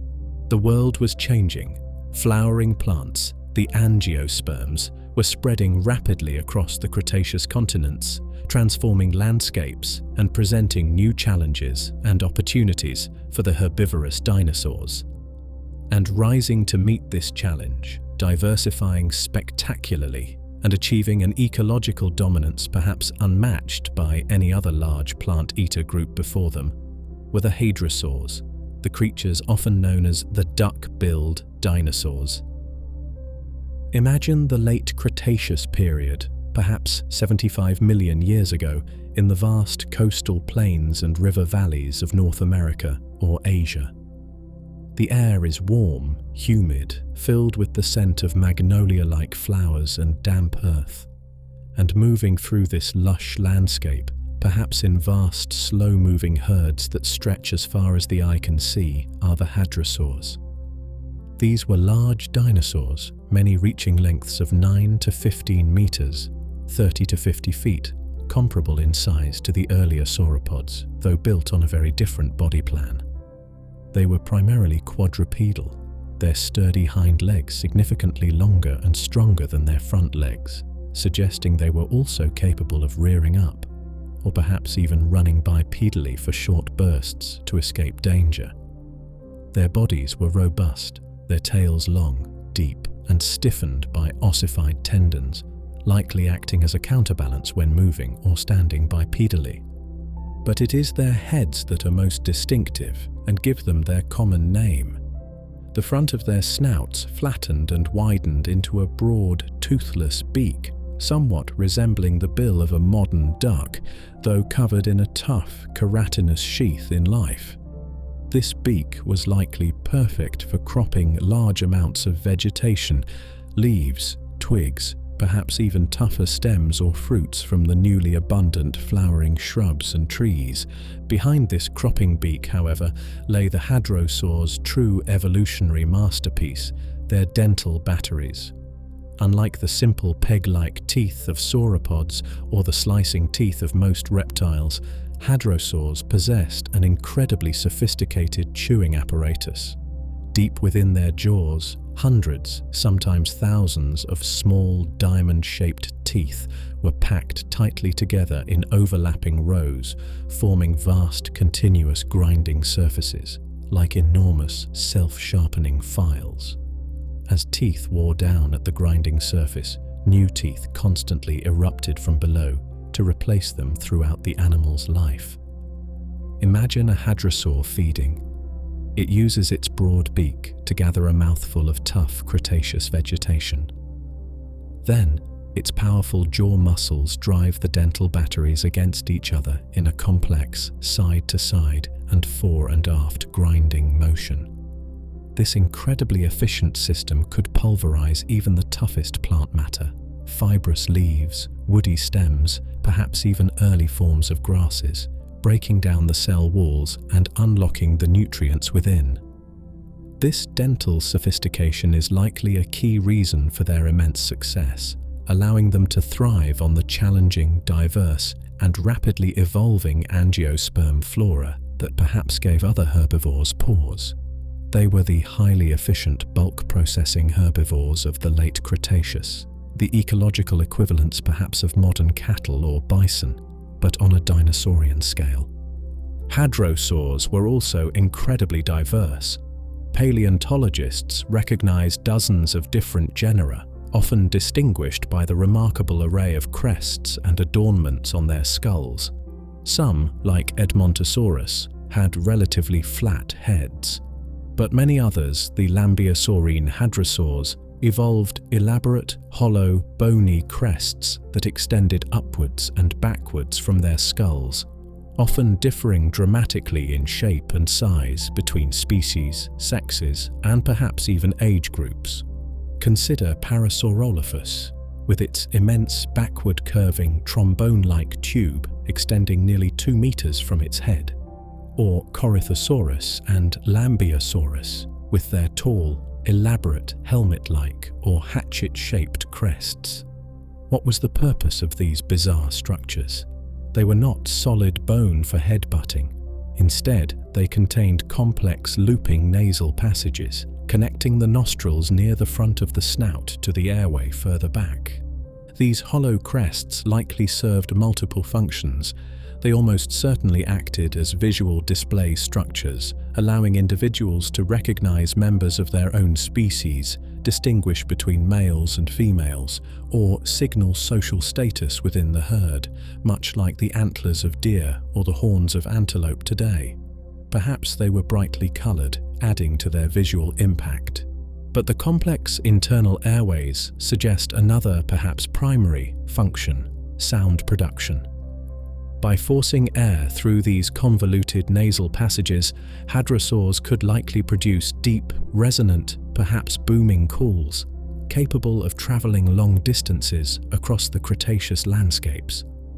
Imagine the sound of a vast hadrosaur herd communicating.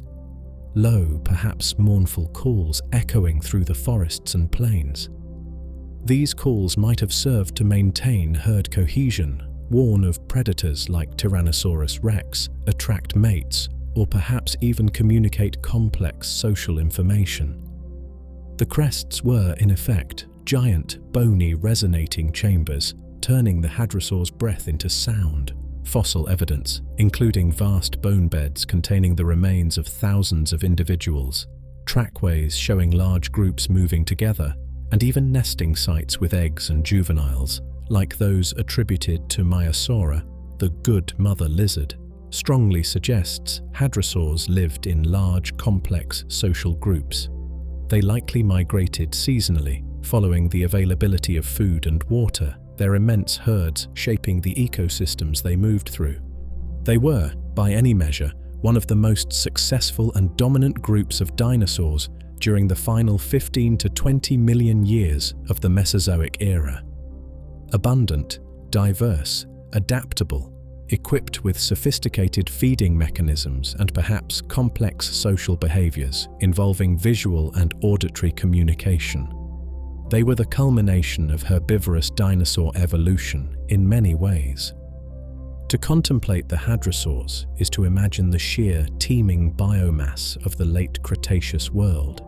It is to picture vast herds moving peacefully across lush floodplains, their strange, crested heads held high, their unique calls echoing through the warm air. They were the gentle giants, the efficient grazers and browsers, the resonant voices of the final chapter in the long age of dinosaurs. While the vast herds of duck-billed hadrosaurs dominated the late Cretaceous landscapes through their sheer numbers and efficient grazing, another group of large herbivores evolved a dramatically different, though equally successful, strategy for survival. These were the ceratopsians, the horned dinosaurs, instantly recognizable for the elaborate bony frills shielding their necks and the formidable array of horns adorning their faces. If the hadrosaurs were the peaceful, perhaps vocal, grazers of the Cretaceous, the ceratopsians were the powerful, armored knights. Imagine yourself in the same late Cretaceous ecosystem, perhaps the coastal plains or woodlands of North America around 70 million years ago. A herd of Edmontosaurus browses nearby. But moving slowly through the ferns and early flowering shrubs is a different kind of giant, Triceratops horridus. Picture this iconic dinosaur. It is immense, perhaps 9 meters, 30 feet, long, heavily built, weighing as much as a large elephant, perhaps 6 to 12 tons. Its body is stout, barrel-chested, supported by 4 powerful, pillar-like legs, conveying a sense of immense strength and stability. Its tail is relatively short, but muscular. But it is the head that is truly extraordinary, accounting for perhaps a third of the animal's total length. Extending backwards from the skull, like a vast solid shield protecting the vulnerable neck, is a huge, bony frill. This structure, formed from extensions of the parietal and squamosal bones of the skull, could be massive, sometimes perforated by large openings, fenestrae, in earlier forms, but often solid and thick in later giants like Triceratops. And projecting forwards from this armored head are the horns. Triceratops itself famously possessed 2 long, formidable brow horns extending over its eyes, sometimes reaching over a meter in length, and a shorter, thicker nasal horn positioned above its nostrils. Its mouth terminates in a sharp, toothless, turtle-like beak, perfect for cropping tough vegetation. Behind this beak, deep within its cheeks, lie batteries of shearing teeth, similar in concept, though different in structure, to those of the hadrosaurs, allowing it to efficiently process fibrous plant matter. Triceratops was just one member, albeit the largest and most famous, of an incredibly diverse group that flourished during the late Cretaceous, primarily in North America and Asia. The ceratopsians evolved an astonishing variety of horn and frill arrangements. Consider Styracosaurus, with its relatively short nasal horn but an immense frill adorned with 6 long, formidable spikes radiating outwards. Or Cosmoceratops, discovered relatively recently, possessing perhaps the most ornate skull of any known dinosaur, with 15 horns and horn-like structures, including brow horns curving outwards and downwards like grappling hooks, and multiple spikes curling forwards over the top of its frill. What was the purpose of this elaborate and often bizarre cranial architecture? Defense against predators seems an obvious function. Imagine a face-off between a Triceratops and a Tyrannosaurus rex. The ceratopsian presents a formidable challenge: a low center of gravity, immense strength, a protective neck shield, and 3 sharp, powerful horns aimed directly at the attacker. Those brow horns were certainly capable of inflicting devastating wounds. Fossil evidence, including healed bite marks from T-Rex found on Triceratops' frills and horns, confirms these two giants regularly encountered each other, likely in violent confrontations. The frill itself, while perhaps primarily for display, would have offered significant protection to the vulnerable neck region during such battles. But defense was likely not the only function, perhaps not even the primary one. The sheer diversity and ornamentation of the horns and frills, often differing dramatically even between closely related species, strongly suggest a crucial role in social signaling and display, much like the antlers of modern deer or the horns of cattle. Imagine a herd of Triceratops. The size and shape of the frill and horns might immediately signal an individual's species, age, sex, health, and social status. Perhaps males engaged in ritual combat, locking horns in pushing matches or elaborate visual displays to establish dominance and win mating rights, similar to modern horned mammals. The frill, perhaps flushed with color via blood vessels supplying the overlying skin, could have been a vibrant billboard, advertising fitness and deterring rivals. These structures were likely key components of a complex visual language, mediating social interactions within the herd. Ceratopsians, like hadrosaurs, were clearly highly successful herbivores, thriving in the late Cretaceous ecosystems dominated by flowering plants. Their powerful beaks and shearing dental batteries allowed them to process tough vegetation. Their large size and formidable defenses protected them from predators, and their elaborate horns and frills likely facilitated complex social lives. Fossil bone beds containing numerous individuals suggest they, too, lived in large groups or herds, moving across the landscape together. They represent another pinnacle of dinosaurian herbivore evolution, a different solution to the challenges of the Cretaceous world compared to the hadrosaurs. Where hadrosaurs perhaps relied on communication and safety in numbers, ceratopsians invested in armor, weaponry, and perhaps ritual combat. To contemplate the ceratopsians is to imagine these magnificent, tank-like beasts moving placidly through the ancient forests, their immense shield-like frills held high, their formidable horns glinting in the Cretaceous sunlight. They are symbols of power, defense, and perhaps intricate social display, the armored knights of the dinosaurian court, ruling alongside the duck-billed giants in the final, glorious flourish of the Mesozoic era. Alongside the vast herds of duck-billed hadrosaurs and the formidable horned ceratopsians, the late Cretaceous landscapes hosted another group of herbivorous dinosaurs that adopted yet a third, dramatically different strategy for survival. These were the Ankylosaurs, the creatures often described as living tanks, embodying the concept of passive defense pushed to its absolute evolutionary extreme. If ceratopsians were knights with shields and lances, Ankylosaurs were the impenetrable, walking fortresses of the dinosaurian world. Imagine yourself again in that late Cretaceous ecosystem, perhaps 70 million years ago in North America. Moving slowly, deliberately through the undergrowth, its passage marked by the rustle of ferns and the heavy tread of its feet, is Ankylosaurus itself, the namesake and one of the largest members of the group. Picture this extraordinary creature. It is immense, perhaps 7 to 9 meters, 23 to 30 feet, long, incredibly broad, and built astonishingly low to the ground, standing maybe only just over 1.5 meters tall at the hips. Its body is like a living cobblestone street, covered almost entirely in a thick, fused mosaic of bony plates, called osteoderms or scutes, embedded directly within its skin. Larger plates form transverse bands across its back, while smaller ossicles fill the gaps, creating a continuous, flexible yet impenetrable shield. Even its eyelids might have been protected by bony shutters. Its head is broad, triangular, heavily armored, with plates fused directly to the skull, offering almost no exposed flesh. Its eyes are small, set deep beneath protective, bony ridges. Its nostrils face outwards.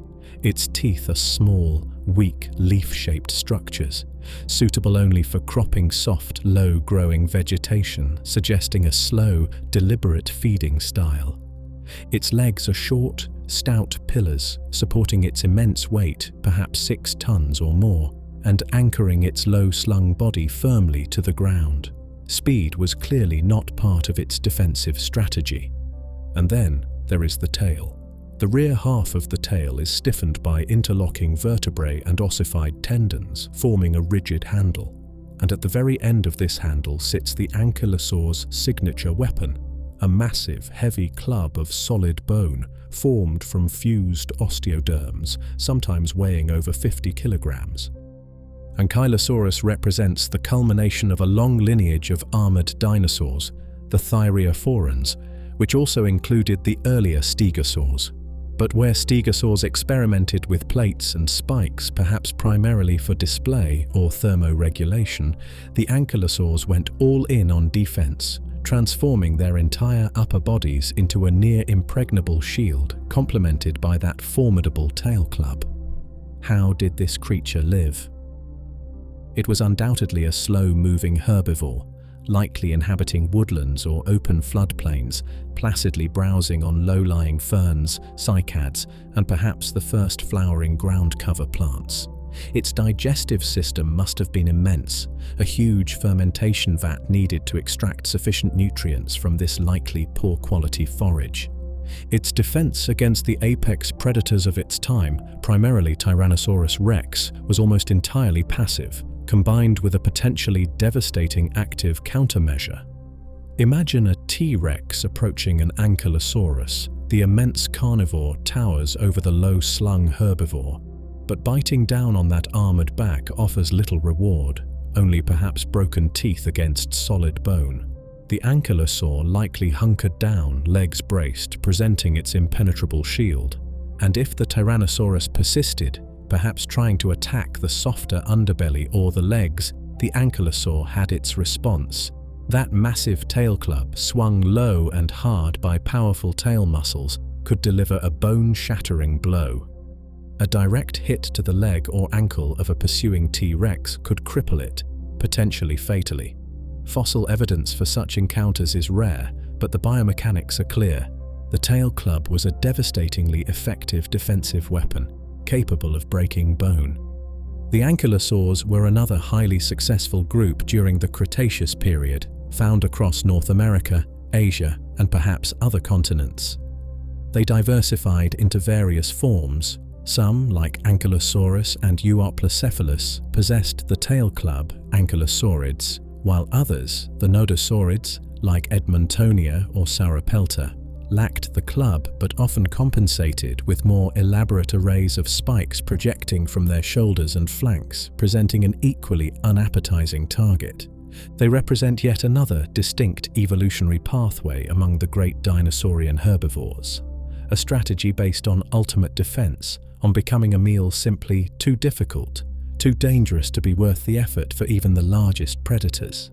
To contemplate the Ankylosaurs is to imagine these slow, implacable, armored behemoths moving quietly through the Cretaceous undergrowth like living stones, their presence a silent testament to the power of passive resistance.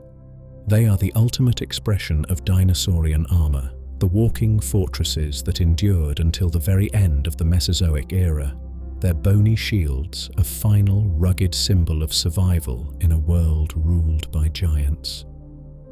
While the giant herbivores of the Cretaceous, the hadrosaurs, ceratopsians, and ankylosaurs, evolved diverse strategies of bulk, defense, and elaborate display, another group of dinosaurs pursued a path defined by speed, agility, and a terrifying efficiency in predation.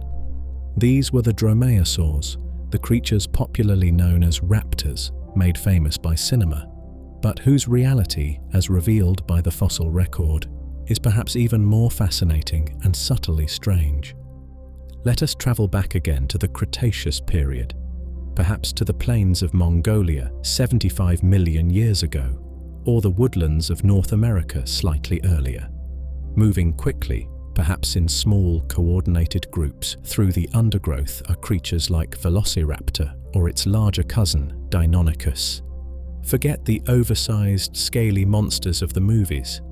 Picture instead a creature perhaps the size of a large turkey, Velociraptor, or a wolf, Deinonychus, built incredibly lightly and gracefully. It stands balanced on two long, slender hind legs, clearly adapted for speed and agility.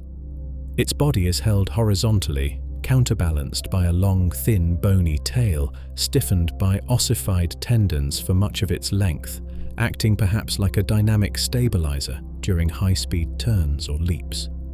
Its arms are relatively long and well-developed, ending in 3 grasping fingers armed with sharp claws. But the most striking feature, revealed by exquisite fossils preserving soft tissue impressions, is that these arms, and indeed likely much of its body, were covered in complex veined feathers, identical in structure to those of modern birds. These were not the simple, downy filaments of some earlier dinosaurs. These were true feathers, potentially forming wing-like structures along the arms, perhaps used for display, for shielding young, or even providing some aerodynamic assistance during running leaps or controlled descents. Velociraptor and its kin were, undeniably, feathered dinosaurs. The head is relatively large for the body size, housing a comparatively large brain, suggesting a level of intelligence and sensory acuity perhaps greater than that of many other dinosaurs. The eyes are large, often facing forward, providing good binocular vision, essential for judging distances accurately during pursuit or attack. The snout is filled with sharp, serrated, backward curving teeth designed for gripping and tearing flesh. And then there is the signature weapon, the feature that gives the group its fearsome reputation, the enlarged, sickle-shaped claw on the second toe of each foot. This claw, far larger and more curved than the others, was held retracted, lifted off the ground, while the animal walked or ran on its other 2 toes. Imagine this claw kept perpetually sharp, like a switchblade ready to be deployed. How did these creatures hunt? Their light build, long legs, stabilizing tail, and forward-facing eyes all point towards active, agile predation. They were likely pursuit hunters, perhaps capable of bursts of high speed, chasing down smaller dinosaurs, lizards, mammals, or perhaps even early birds. The function of that sickle claw has been much debated. Was it used as a slashing weapon, disemboweling prey with powerful kicks, as often depicted? Biomechanical studies suggest this might be less likely, perhaps risking damage to the claw or the leg. A more probable scenario is that the claw was used as a pinning and gripping tool. Imagine Deinonychus leaping onto the back of a slightly larger herbivorous dinosaur, like Tyrannosaurus.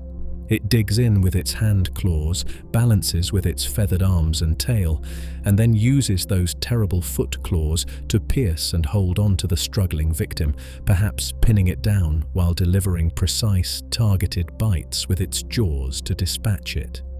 It might also have used the claw to climb either up trees or onto the flanks of larger prey.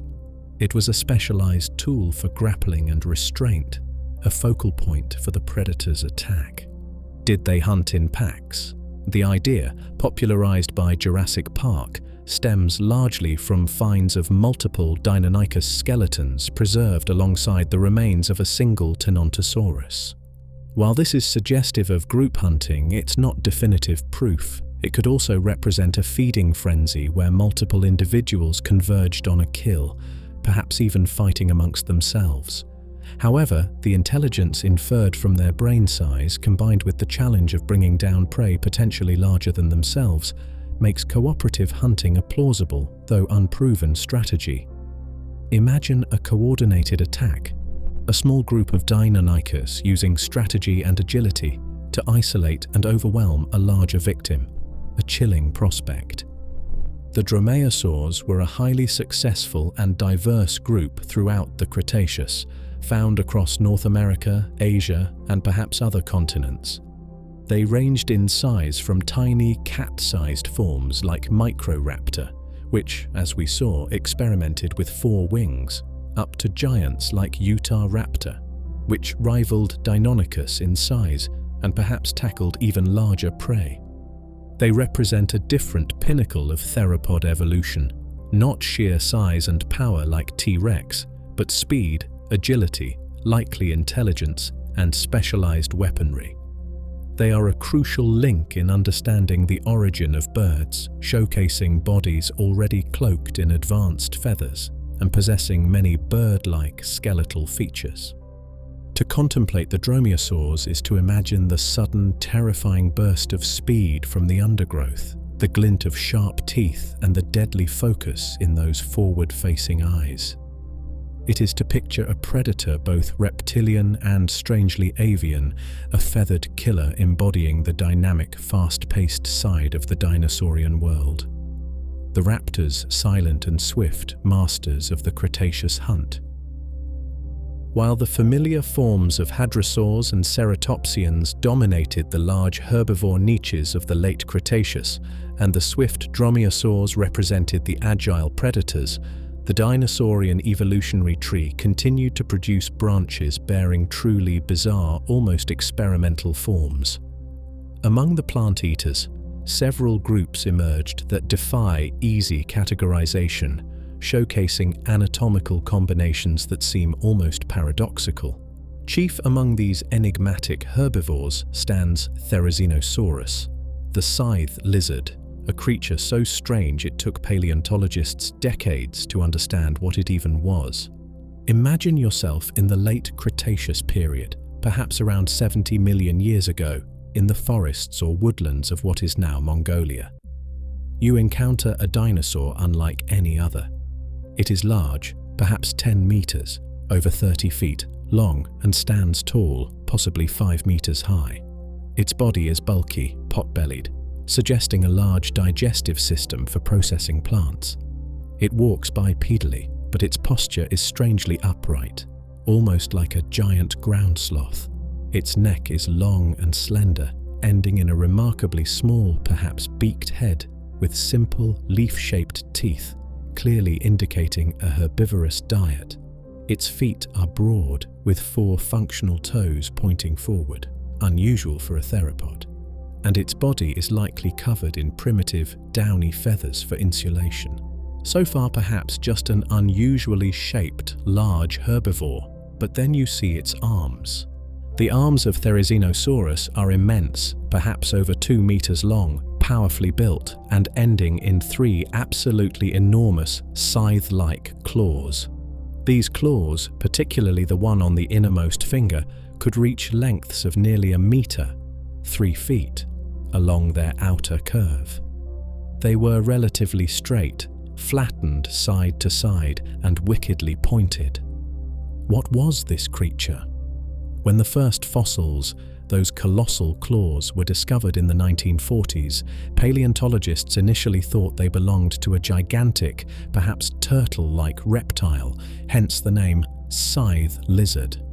Later discoveries of arm bones led to comparisons with giant predatory dinosaurs. It was only with the unearthing of more complete skeletons, including the skull and pelvis, that the astonishing truth emerged. Therizinosaurus was a theropod. It belonged to the same major group as Tyrannosaurus and Velociraptor, the lineage primarily known for its fearsome carnivores. Yet, somehow, this particular branch had radically diverged, evolving into a giant, pot-bellied, long-necked, small-headed herbivore armed with the most terrifying claws imaginable. What were those incredible claws for? Their sheer size and sharpness seem ill-suited for delicate browsing. Defense against predators, like the contemporary Tarbosaurus, a close relative of T-Rex, is a strong possibility. Imagine Therizinosaurus rearing up, presenting a wall of slashing, meter-long claws, a formidable deterrent to even the largest carnivore. But perhaps their primary function was related to feeding. Maybe Therizinosaurus used its long arms and immense claws like giant grappling hooks, reaching high into trees, despite its upright posture, suggesting it wasn't primarily a high browser, or pulling down large branches towards its small mouth, stripping off leaves and twigs, similar perhaps to the unrelated Chalicotherium or giant ground sloths. Or perhaps it used them for digging, uncovering roots and tubers. The exact function remains debated, but they represent a remarkable adaptation within a herbivorous lineage derived from predatory ancestors. Therizinosaurus was the largest and last member of a unique group, the Therizinosaurs, which included smaller, equally strange relatives found earlier in the Cretaceous across Asia and North America. They represent a fascinating evolutionary pathway, showcasing how theropods could abandon carnivory and adapt to plant eating in truly unexpected ways. And they weren't the only oddball herbivores of the Cretaceous. Consider the Pachycephalosaurs, the bone-headed dinosaurs. Creatures like Pachycephalosaurus itself from late Cretaceous North America possessed an incredibly thick, solid dome of bone forming the top of their skull, sometimes up to 25 centimeters, 10 inches, thick, often surrounded by smaller bony knobs and spikes. Imagine these bipedal herbivores, perhaps sheep-sized to medium-sized, engaging in head-butting contests like modern bighorn sheep, the resounding crack of bone against bone echoing through the Cretaceous hills. While direct evidence for head-butting is debated, the skull structure certainly seems built to withstand immense impact forces, likely related to dominance rituals or defense. These strange herbivores, the scythe-clawed theropods, the dome-headed Pachycephalosaurs, highlight the sheer, almost whimsical diversity achieved by dinosaurs during their final period of dominance. Evolution wasn't just producing variations on familiar themes, it was still actively experimenting, generating novel forms, bizarre combinations, and unique solutions to the challenges of survival. They are reminders that the dinosaurian world was far richer, far stranger, and far more surprising than just the familiar giants and hunters that often dominate our imagination. A pot-bellied theropod with Freddy Krueger claws and a dinosaur built for headbutting, evolution truly explored every corner. Amidst the bizarre herbivores like the scythe-clawed Therizinosaurus and the dome-headed Pachycephalosaurus, and alongside the vast herds of hadrosaurs and ceratopsians, stalked the creature that has, perhaps more than any other, come to define the age of dinosaurs in our collective imagination. This was the apex predator of its time and place, the ultimate expression of large theropod power, Tyrannosaurus rex, the tyrant lizard king. We find ourselves now in the final few million years of the Cretaceous period, perhaps 68 to 66 million years ago, in the subtropical forested coastal plains of western North America. the island continent of Laramidia.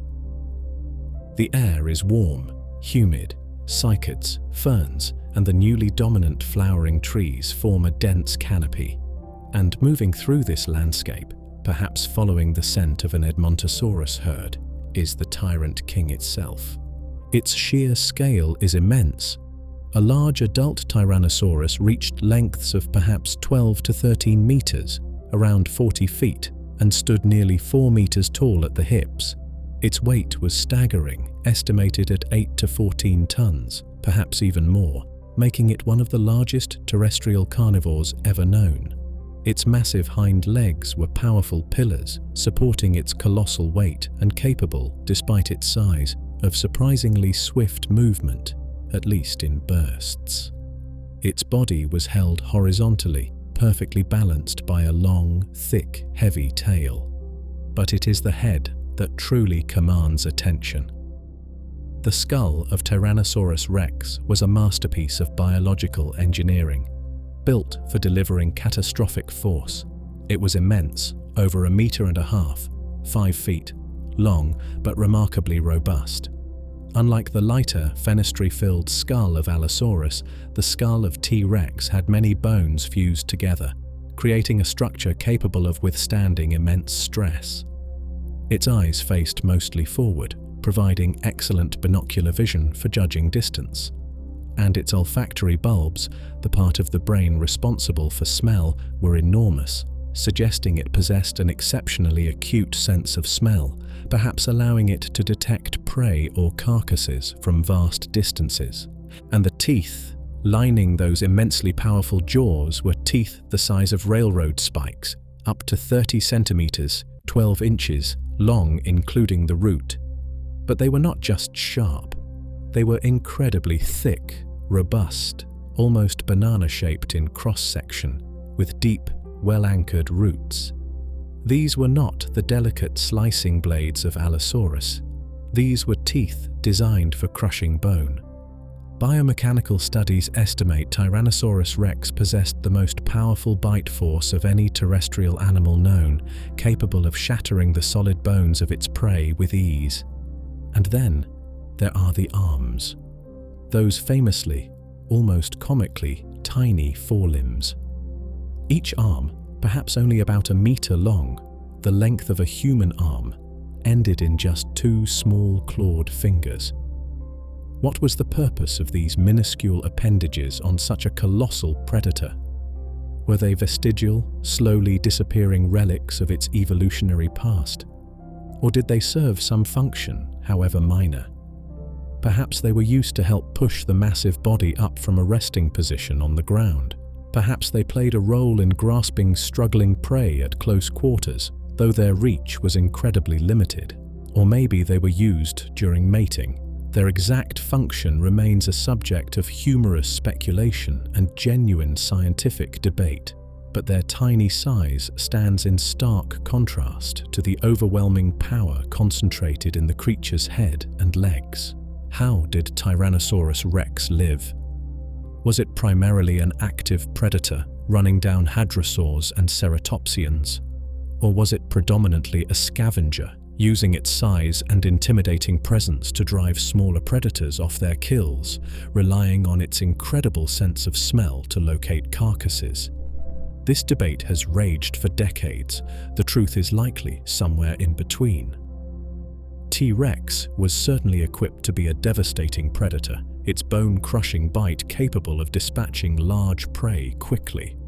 But like most large carnivores today, it likely wouldn't have passed up a free meal, using its size and power to scavenge when the opportunity arose. It was probably both hunter and opportunist, the ultimate ecological force at the top of its food web. Fossil evidence, including healed T. rex bite marks found on Edmontosaurus bones, indicating the prey survived an attack, and T. rex coprolites, fossilized dung containing fragments of crushed bone, confirms its active role as a predator and its bone-shattering feeding style. Tyrannosaurus rex represents the culmination of a specific lineage of large theropods, the tyrannosaurids, which dominated the apex predator niche in North America and Asia during the final stages of the Cretaceous. It was a creature perfectly, terrifyingly adapted to its environment, a masterpiece of predatory evolution. To contemplate Tyrannosaurus rex is to feel the sheer raw power of the dinosaurian world at its peak.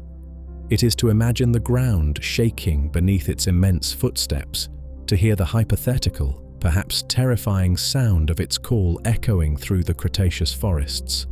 It is the tyrant lizard king embodying the ferocious grandeur and the ultimate doomed success of the dinosaurs just before the final curtain fell. A giant shadow cast long across the very end of an era.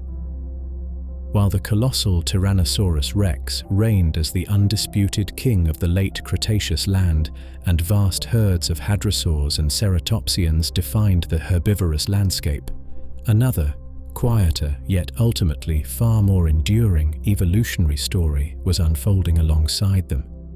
The dinosaurs' feathered cousins, the birds, or avialae, as scientists call the group including modern birds and their closest extinct relatives, were undergoing their own significant diversification, carving out niches in the skies, seas, and even the shorelines of the Mesozoic world. We must remember that birds are dinosaurs.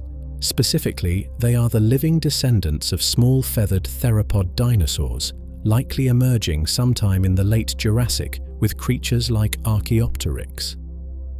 By the Cretaceous period, this avian lineage had already branched out considerably from its non-avian dinosaur ancestors, experimenting with different forms of flight, feeding strategies, and lifestyles. They were no longer just feathered reptiles.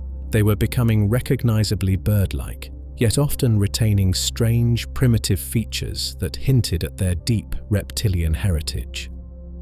Imagine the skies of the Cretaceous. While dominated by the immense, leathery wings of the pterosaurs, particularly the giant azhdarchids like Quetzalcoatlus, these skies also hosted a growing diversity of true birds. Early bird groups like the enantiornithes, or opposite birds, named for subtle differences in their shoulder bone structure compared to modern birds, were incredibly successful and widespread throughout the Cretaceous. Picture these enantiornithines. They were generally small, perhaps sparrow-sized to crow-sized, fully feathered, and capable of powered, flapping flight, likely more agile and sophisticated than that of Archaeopteryx. Yet, they retained some distinctly dinosaurian features. Most still possessed small teeth in their beaks, and their wings often bore claws on the fingers, perhaps used for climbing or grasping.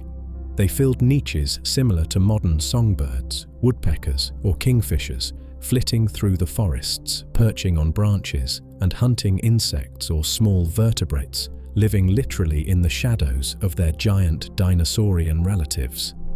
But not all Cretaceous birds stayed small or confined to the forests. Some lineages took to the water with remarkable adaptations. Consider Hesperornis, a fascinating bird found in the shallow waters of the western interior seaway of North America during the late Cretaceous, the same sea patrolled by the fearsome mosasaurs. Hesperornis was a large bird, perhaps over 1.5 meters long, built somewhat like a modern loon or cormorant, clearly adapted for diving and swimming. Its wings were incredibly reduced, likely completely useless for flight. It was a fully aquatic, flightless bird. Its powerful legs were positioned far back on its body, perfect for propelling itself underwater in pursuit of fish. And most strikingly, its long, slender beak was filled with numerous small, sharp teeth set in grooves, a primitive feature inherited from its dinosaur ancestors, perfectly suited for grasping slippery prey. Imagine these large, toothed, flightless divers, perhaps swimming in flocks, pursuing fish beneath the surface while trying to avoid becoming prey themselves for the giant marine reptiles sharing their inland sea. Another group, the Ichthyornithes, like Ichthyornis itself, also found in the western interior seaway, represented a different path. These were much more modern-looking in their skeletal structure, resembling modern gulls or terns. They were powerful flyers, likely soaring over the waves and diving to catch fish near the surface. Yet, they too retained one key primitive feature. Their beaks were filled with small, sharp teeth. Picture a flock of creatures looking almost exactly like modern seagulls, but possessing mouths full of reptilian teeth, wheeling and crying over the Cretaceous waves. The Cretaceous period was, therefore, a time of significant avian experimentation. Birds were exploring different environments: forests, shorelines, open seas. They were developing increasingly sophisticated flight capabilities. They were diversifying into different feeding niches, yet many still carried the clear anatomical signatures of their dinosaurian heritage, particularly teeth and wing claws. They were a successful and diverse group, coexisting alongside their non-avian dinosaur cousins and the ruling pterosaurs. Crucially, when the asteroid struck at the end of the Cretaceous, triggering the mass extinction event that wiped out the non-avian dinosaurs, the pterosaurs, and the giant marine reptiles, some lineages of birds managed to survive. Perhaps their smaller size, their ability to fly long distances to find refuge, their potentially faster reproductive rates, or their ability to exploit different food sources, like seeds or insects, allowed them to weather the global catastrophe. The birds that survived, primarily belonging to the Neonides group, which includes all modern birds, inherited a world emptied of giants. They radiated explosively in the subsequent Cenozoic era, diversifying into the incredible array of forms, from hummingbirds to ostriches, penguins to eagles, that we see today. So, when we speak of the legacy of the dinosaurs, we must look up. The birds flitting past our windows, the seabirds soaring over the oceans, are not just distant relatives. They are dinosaurs, the sole surviving lineage of that immense and magnificent Mesozoic dynasty. Their rise, beginning quietly in the Jurassic and diversifying through the Cretaceous, represents the ultimate evolutionary success story born from the age of reptiles. They are the feathered cousins who inherited the Earth.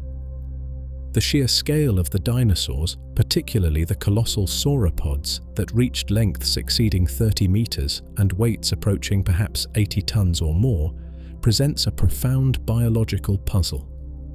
How did these creatures achieve such immense sizes, dwarfing any land animal alive today? The answer lies not just in their long lifespans, but in their extraordinary, almost unbelievable rates of growth. Dinosaurs didn't just get big, they got big fast. Imagine a dinosaur egg, perhaps belonging to a giant sauropod like Apatosaurus or Argentinosaurus. It is surprisingly small relative to the adult size, perhaps only the size of a football or a large grapefruit. From this humble beginning, emerging perhaps as a hatchling weighing only a few kilograms, the creature embarked on a growth trajectory unlike almost anything seen in the animal kingdom today. How do we know this? The secrets are locked within the microscopic structure of their fossilized bones. Paleontologists can slice incredibly thin sections from dinosaur bones and examine them under polarized light. Just like the growth rings in a tree trunk, dinosaur bones often preserve indicators of their growth history. These can include lines of arrested growth, or LAGS, which represent periods of slowed or stopped growth, perhaps corresponding to annual dry or cold seasons when food was scarce. By counting these lines, scientists can estimate the age of the dinosaur when it died. But the bone microstructure reveals even more. The density and arrangement of blood vessels within the bone tissue, the type of bone matrix laid down, and the presence or absence of these growth lines all provide clues about the animal's metabolic rate and how quickly it was adding mass. And the picture that emerges, particularly for the large dinosaurs like sauropods and large theropods, is one of incredibly rapid growth, far exceeding the slow, incremental growth rates of modern reptiles like crocodiles or turtles.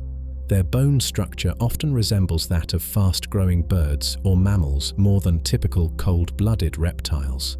It is highly vascularized, indicating a rich blood supply delivering nutrients and oxygen, and often shows patterns of continuously deposited, well-organized bone matrix, suggesting sustained, rapid accretion of tissue. Consider a giant sauropod. By counting growth lines and analyzing bone structure, scientists estimate that these creatures likely reached near adult size in perhaps only 20 to 30 years. Think about that. From a hatchling the size of a small dog to an 80-ton behemoth in less than 3 decades. This requires growth rates far exceeding those of any living land animal, including elephants or whales. They might have been adding hundreds, perhaps even thousands of kilograms to their body weight each year during their peak adolescent growth spurt.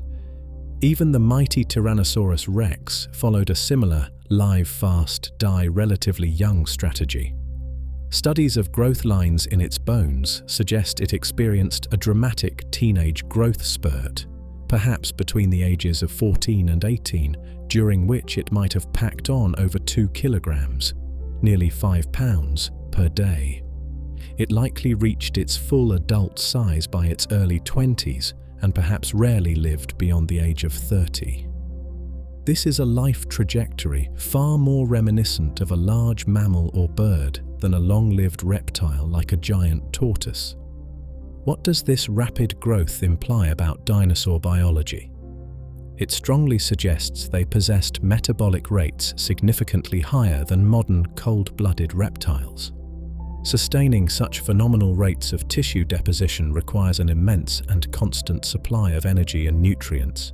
It requires a metabolism capable of processing food efficiently and delivering resources throughout the body at a high rate. In short, it points towards dinosaurs being physiologically much more active, much more dynamic, perhaps fully warm-blooded, endothermic, or maybe possessing an intermediate mesothermic metabolism than the sluggish, sun-basking reptiles of popular imagination. This rapid growth offered several key advantages. It allowed young dinosaurs to quickly outgrow their most vulnerable small sizes, reducing the window of time when they were easy prey for smaller predators. Reaching large size rapidly also conferred advantages in competing for resources, finding mates, and perhaps even better thermoregulation. Larger bodies lose heat more slowly. In the case of predators like T-Rex, rapid growth meant reaching hunting proficiency sooner. To contemplate the growth of a dinosaur is to imagine a biological process operating at an almost unbelievable tempo. It is to picture that tiny sauropod hatchling, embarking on a relentless 20-year journey of consuming vast quantities of Jurassic foliage, its body a biological furnace converting plants into bone and muscle at astonishing speed. It is to see the young Tyrannosaurus undergoing its explosive teenage transformation, rapidly ascending to its destined role as apex predator. This accelerated life history, revealed by the silent, microscopic stories within their bones, is another layer of the dinosaurs' strangeness, another key to understanding their long and spectacular success. They lived large, yes, but they also lived fast. We have glimpsed the incredible speed at which dinosaurs grew, their bones revealing lives lived at a tempo far removed from modern reptiles. But what was the world like for these creatures? How did they perceive the lush Jurassic forests, the vast Cretaceous plains, the other dinosaurs they lived alongside? While behavior leaves few direct fossils, the very structure of their skulls, the size and shape of their sense organs, as inferred from the bones, offer tantalizing clues into the sensory world of the dinosaurs, suggesting a richness and complexity that matches their physical grandeur. Reconstructing the senses of extinct animals is a delicate science, relying on inference and comparison with living relatives. But the fossilized skulls of dinosaurs preserve vital information. Consider their vision. By examining the size and orientation of the orbits, the bony sockets that housed the eyeballs, paleontologists can make educated guesses about the importance and nature of sight. Large orbits, relative to skull size, generally suggest vision was a crucial sense. The position of the orbits tells us even more. Predatory theropods, like Tyrannosaurus rex or the dromaeosaurs, velociraptor, often possessed large, forward-facing orbits. This arrangement provides significant binocular vision, the overlapping fields of view from both eyes that allow for excellent depth perception. This is a critical adaptation for a predator needing to accurately judge distances when pursuing prey or making a final strike. The world, for T-Rex, likely appeared in sharp three-dimensional focus, at least in the forward direction. In contrast, many large herbivorous dinosaurs, like the hadrosaurs or sauropods, had eyes positioned more towards the sides of their heads. This provided a much wider, almost panoramic field of view, ideal for detecting potential threats approaching from almost any direction, sacrificing perhaps some degree of depth perception for enhanced vigilance. Their visual world might have been a vast, encompassing panorama, constantly scanning for the slightest sign of danger. But vision is more than just optics, it's about processing.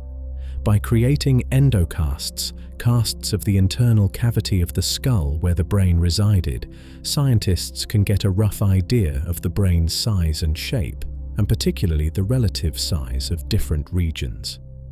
In many dinosaurs, especially theropods like T-Rex and the highly intelligent troodontids, the optic lobes, the parts of the brain dedicated to processing visual information, appear to have been significantly large, further reinforcing the importance of sight in their lives. What about smell? The sense of olfaction leaves its signature in the size of the olfactory bulbs, the brain region responsible for processing smells, the impressions of which are often preserved on endocasts. And here, Tyrannosaurus rex stands out once again. Its olfactory bulbs were enormous, proportionally larger than those of almost any other large theropod, suggesting an exceptionally acute sense of smell. This powerful olfactory sense might have allowed T-Rex to detect prey, or perhaps more importantly, carcasses, from vast distances, lending credence to the idea that it was, at least in part, a highly effective scavenger, following the scent of death across the Cretaceous landscape. Other dinosaurs likely varied greatly in their reliance on smell, just as modern animals do. And hearing. The structure of the inner ear, responsible for both hearing and balance, can sometimes be reconstructed from well-preserved skull fossils, often using high-resolution CT scans. Studies of the cochlear duct, the part containing the sensory cells for hearing, can give clues about the range of frequencies an animal might have been able to perceive. Research on various dinosaurs suggests a range of hearing capabilities. Some, perhaps, were attuned to the low-frequency sounds produced by the footsteps or calls of giant herbivores. Predatory theropods likely possessed hearing sharp enough to detect the subtle rustle of potential prey, and the complex vocalizations suggested by the hollow crests of hadrosaurs imply they also possessed the auditory acuity needed to interpret these sounds, recognizing calls from individuals, warnings of danger, or perhaps mating signals. The inner ear's semicircular canals also provide information about balance and agility, often correlating well with the inferred lifestyle. Faster, more agile dinosaurs possessing structures suited for rapid head movements and dynamic balance. Touch, taste, and other senses are far more difficult to reconstruct from fossils alone. But the presence of complex nerve pathways inferred from openings in the skull, particularly around the snout in creatures like Tyrannosaurs, might suggest highly sensitive snouts used for exploring the environment, manipulating objects, or perhaps even social interactions. The sensory world of a dinosaur was likely incredibly rich, tuned specifically to the demands of its environment and lifestyle. A triceratops might have perceived the world primarily through a wide field of vision alert to threats, and perhaps a keen sense of smell detecting predators or locating specific plants. A velociraptor likely relied on sharp binocular vision, acute hearing, and perhaps sophisticated coordination for its agile hunting. A giant sauropod navigated its world perhaps through a combination of panoramic sight, sensitivity to low-frequency sounds, and maybe even subtle cues of smell or touch. To contemplate their senses is to step, however tentatively, inside their vanished world.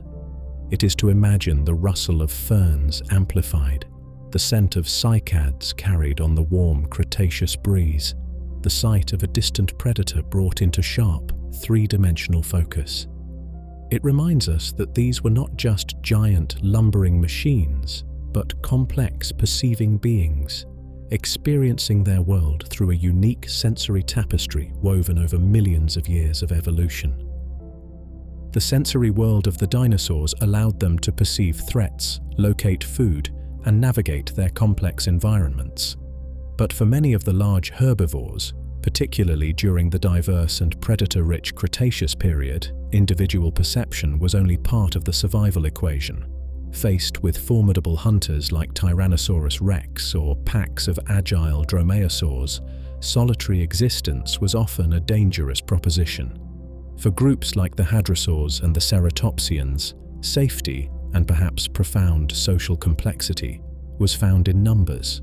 The evidence strongly suggests that many of these magnificent creatures lived their lives not alone, but together, moving across the ancient landscapes in vast collective herds. How do we know this? The most dramatic evidence comes from the discovery of massive bone beds. Imagine a location, perhaps an ancient river crossing or a floodplain struck by a sudden drought or flood, where paleontologists unearth not just one or two skeletons, but the jumbled, disarticulated remains of hundreds, sometimes even thousands, of individuals of the same species, often representing a mix of ages from young juveniles to old adults. Sites like the Hilda Bone Bed in Alberta, Canada, containing thousands of Centrosaurus, a horned dinosaur, or various hadrosaur bone beds across North America and Asia, paint a powerful picture of immense herds suffering catastrophic losses in a single event. While alternative explanations exist, perhaps unrelated carcasses washed together over time, the sheer scale and density of these accumulations strongly argue for the existence of huge social aggregations. Further evidence comes from fossilized trackways. Imagine a vast muddy plain, perhaps bordering an ancient lake or coastal lagoon, 100 million years ago. A large group of dinosaurs moves across it, leaving behind a complex tapestry of footprints in the soft sediment. This mud eventually hardens, is buried, and turns to stone, preserving that fleeting moment for eternity. When paleontologists uncover such sites, like the famous dinosaur trackways at Lark Quarry in Australia or various locations in North America, they often find dozens, even hundreds of parallel trackways, all heading in roughly the same direction, clearly indicating the passage not of solitary individuals, but of a large group moving together. Sometimes these trackways even show different sizes of footprints, suggesting adults and juveniles traveling side by side, reinforcing the image of a true herd structure. What were the advantages of this herd life? The most obvious is defense against predators. A solitary hadrosaur or ceratopsian, even a large adult, might be vulnerable to a determined attack from a tyrannosaurus or a pack of raptors. But within a large herd, the dynamics shift dramatically. There is the principle of safety in numbers, the simple statistical reality that in a large group, the chance of any single individual being targeted is reduced. More importantly, there is collective vigilance. Imagine hundreds of pairs of eyes and ears scanning the surroundings. It is far harder for a predator to approach a large herd undetected than a lone animal. A single alarm call, perhaps a specific vocalization amplified by a hadrosaur's crest, could alert the entire group instantly, triggering defensive behaviors.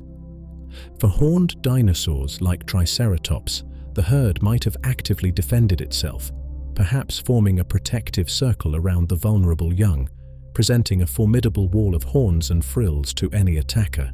Hadrosaurs, lacking obvious weaponry, likely relied more on confusion, perhaps stampeding en masse to deter or disorient predators, trusting that most individuals would escape while the predator focused on only one or two. But herd life likely offered benefits beyond just defense. It may have facilitated finding food and water, with the collective knowledge of the group guiding migrations towards the best grazing grounds or seasonal water sources. It provided the social context for mating rituals and raising young, perhaps with communal nesting grounds or cooperative protection of juveniles. And it was the essential environment for the transmission of social learning and cultural knowledge. The migration routes, the predator recognition signals, the complex social hierarchies, passed down through observation and interaction within the herd. Imagine the sight and sound of such a herd moving across the Cretaceous landscape. Hundreds, perhaps thousands, of multi-ton animals. The ground trembles beneath their combined weight. A constant chorus of low calls, bellows, or perhaps resonant booms from hadrosaur crests fills the air. Dust rises in their wake. It is a slow-moving river of life, a mobile ecosystem shaping the vegetation, altering the very landscape through its sheer presence. This image of vast, socially complex herds adds another layer of grandeur and dynamism to our picture of the dinosaurian world.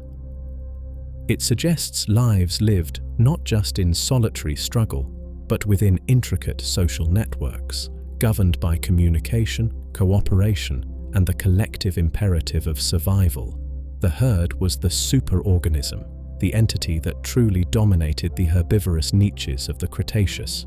Its immense collective presence, a defining feature of the final, magnificent flourish of the age of dinosaurs.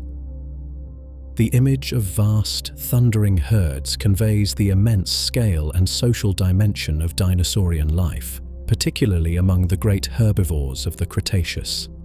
But within these grand processions, another, quieter, and perhaps even more profound drama unfolded regularly. The cycle of reproduction, nesting, and the raising of the next generation.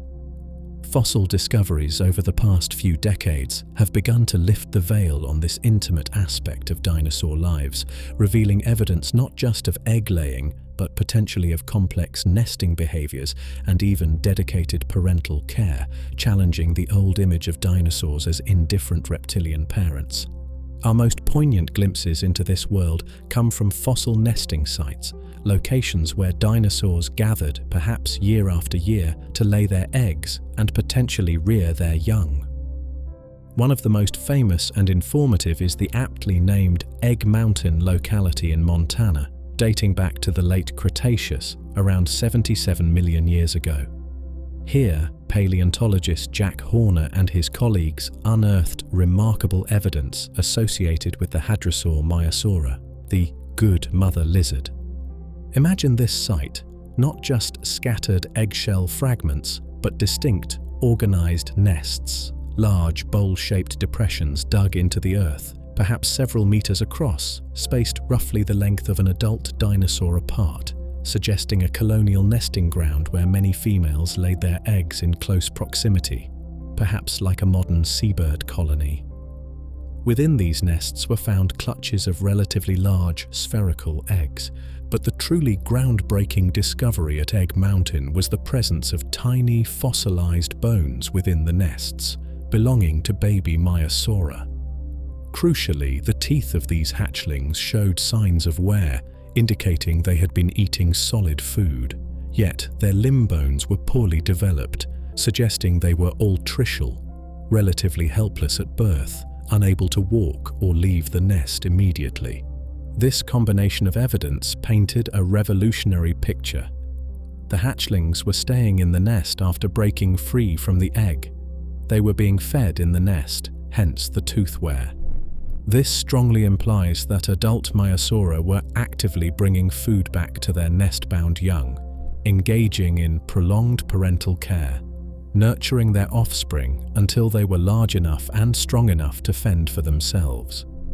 This discovery dramatically shifted our perception of hadrosaurs, portraying them not just as giant grazers, but as potentially caring, attentive parents.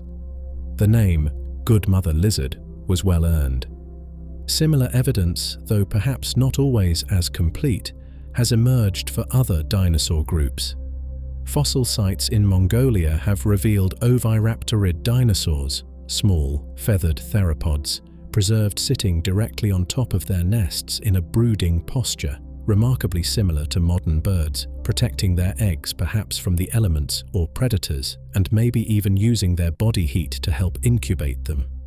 This suggests that brooding behavior, a hallmark of avian parental care, might have originated deep within their non-avian dinosaur ancestors. Ceratopsian nesting sites have also been found, sometimes containing aggregations of juvenile skeletons, hinting perhaps at creches or nursery groups where young horned dinosaurs stayed together for protection after leaving the nest, possibly still under the watchful eyes of adults. Even the giant sauropods, whose immense size might seem incompatible with delicate parental care, show intriguing clues. While evidence for direct nest attendance is lacking, perhaps their sheer bulk made it too dangerous, fossil finds of vast nesting grounds with hundreds of nests packed closely together suggest they returned faithfully to specific locations year after year to lay their clutches of relatively small eggs. Perhaps, like modern sea turtles, they relied on sheer numbers, overwhelming predators with a glut of hatchlings, ensuring at least a few survived their perilous journey to adulthood. Or perhaps the young formed juvenile herds for safety after hatching. The details undoubtedly varied greatly between different dinosaur groups, reflecting different strategies shaped by their size, environment, and social structure. But the overall picture emerging from the fossil record is one far removed from the simple lay eggs and leave approach typical of many modern reptiles. Dinosaurs, particularly the more derived groups like hadrosaurs, ceratopsians, and the bird-line theropods, appear to have invested significantly in reproduction, engaging in complex nesting behaviors and often providing some level of parental care, whether through feeding, guarding, or simply nesting communally for safety. To contemplate these ancient nesting grounds is to imagine a quieter, more vulnerable side of the dinosaurian world. It is to picture the immense Maiasaura carefully tending her nest, the feathered oviraptorid shielding its eggs with its own body, the tiny sauropod hatchlings emerging from their shells to face a world of giants. It speaks to the enduring, fundamental drive of all life, to reproduce, to protect the next generation, to ensure the continuation of the lineage. This quiet evidence of parenthood adds another layer of depth and relatability to these magnificent creatures, bridging the vast gulf of time with the universal theme of care. We have reconstructed the bones, inferred the senses, imagined the social lives and parental care of the dinosaurs. But what did they look like? For centuries, our images of dinosaurs were shaped primarily by their skeletal structures, often depicted in drab reptilian shades of green, grey, or brown, perhaps reflecting the colours of the rocks in which their fossils were found, or simply mirroring the appearance of modern large reptiles like crocodiles and lizards. But discoveries over the past few decades, particularly the astonishing preservation of soft tissues and even microscopic details in fossils from places like China, have begun to paint a radically different, far more vibrant and often feathered picture. The age of dinosaurs was likely far more colourful, more visually complex than we ever imagined. The most revolutionary insights have come from the study of fossilized feathers. We now know definitively that feathers were not unique to birds. They were widespread among theropod dinosaurs, the group that includes both the giant carnivores like Tyrannosaurus and the small, agile hunters like Velociraptor. From simple, hair-like filaments offering insulation in creatures like Sinosauropteryx, to complex, veined feathers capable of aerodynamic function in dromaeosaurs like Microraptor, feathers appear to have been a common feature of this lineage. Even large tyrannosaurs, particularly in their juvenile stages, may have possessed a downy covering. And evidence is mounting that feathers, or feather-like structures, might have been present even more broadly across the dinosaur family tree, perhaps appearing in some ornithischian dinosaurs, the group including hadrosaurs, ceratopsians, and stegosaurs as well, though the evidence here is more debated. But these fossil feathers preserve more than just shape and structure. Under powerful electron microscopes, paleontologists can sometimes identify tiny fossilized granules within the feather structure called melanosomes. These are the microscopic pigment sacs that, in modern birds and mammals, contain melanin, the pigment responsible for colors like black, gray, brown, reddish-brown, and even iridescent sheens. By comparing the shape, size, density, and arrangement of these fossil melanosomes with those found in the feathers of living birds whose colors we know, scientists can begin, with remarkable confidence, to reconstruct the actual colors and patterns of some extinct dinosaurs. Imagine Sinosauropteryx, that small fuzzy theropod from early Cretaceous China. Analysis of its fossilized filaments revealed melanosomes indicating a striking color pattern: a reddish-brown body with a counter-shaded underside, lighter belly, perhaps for camouflage, and most dramatically, a long tail banded in bold stripes of reddish-brown and white or pale orange. It was not drab, it was patterned like a modern ring-tailed lemur or raccoon. Or consider Ankylosaur, another small four-winged feathered dinosaur from Jurassic China.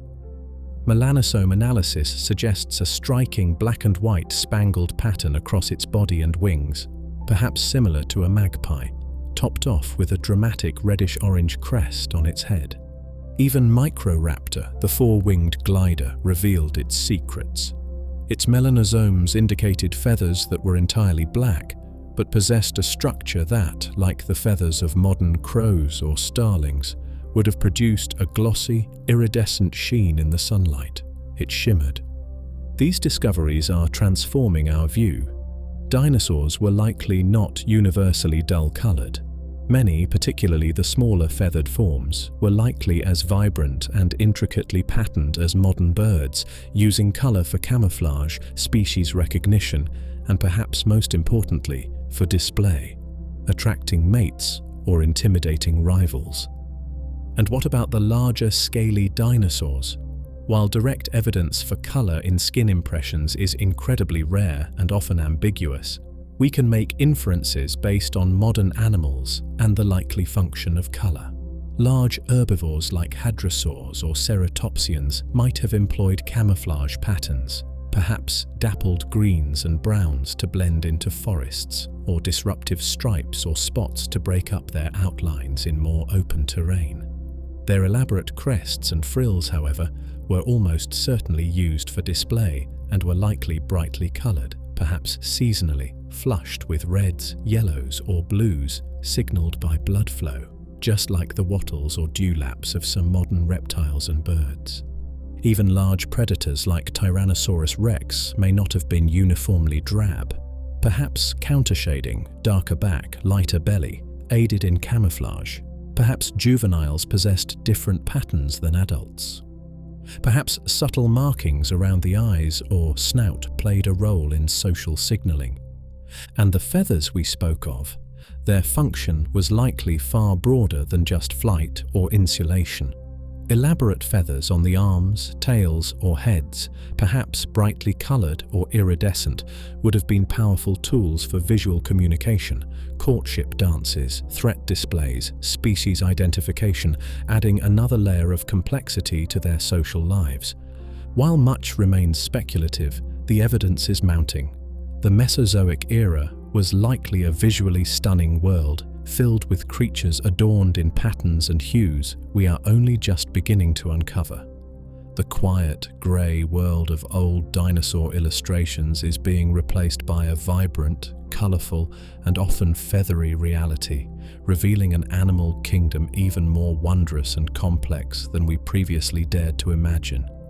The colours, like the sounds and behaviours, are slowly returning to these ancient bones.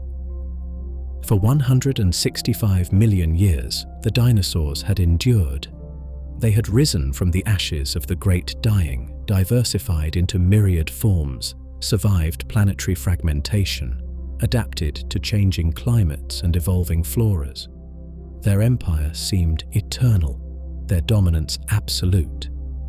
But as the Cretaceous period drew towards its close, around 66 million years ago, the world was once again in the grip of profound, albeit perhaps slower and more subtle, environmental stress. The foundations of the dinosaurian world, the very stability of the ecosystems they ruled, were beginning to show signs of strain, even before the final catastrophic blow fell from the sky. The late Maastrichtian age, the final few million years of the Cretaceous, was not necessarily a period of idyllic stability suddenly shattered. It was likely a time of increasing global environmental pressure, a confluence of geological and climatic factors that may have already pushed many ecosystems, and perhaps certain dinosaur lineages, towards a tipping point, making them particularly vulnerable to the final cataclysm. One major factor was immense volcanic activity, occurring this time on the opposite side of the planet from where the asteroid would eventually strike. In what is now India, vast eruptions formed the Deccan Traps, another colossal, large igneous province, similar in scale perhaps to the Siberian traps that triggered the Great Dying, or the camp eruptions that marked the end of the Triassic.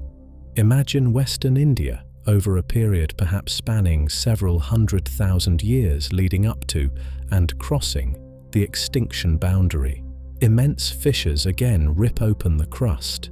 Flood basalts pour out, layer upon layer, eventually covering an area half the size of the Indian subcontinent, burying landscapes under thousands of meters of volcanic rock. While perhaps not as prolonged as the Siberian event, the sheer volume and intensity of the Deccan eruptions were staggering, and like their predecessors, these eruptions would have released vast quantities of gases into the atmosphere. Sulfur dioxide, carbon dioxide, perhaps methane. While the exact timing and climatic effects are still intensely debated, this massive volcanic pulse undoubtedly placed significant stress on the global climate system. Perhaps short, sharp episodes of intense cooling driven by sulfur aerosols blocking sunlight alternated with longer periods of greenhouse warming fueled by carbon dioxide. Perhaps widespread acid rain impacted sensitive ecosystems.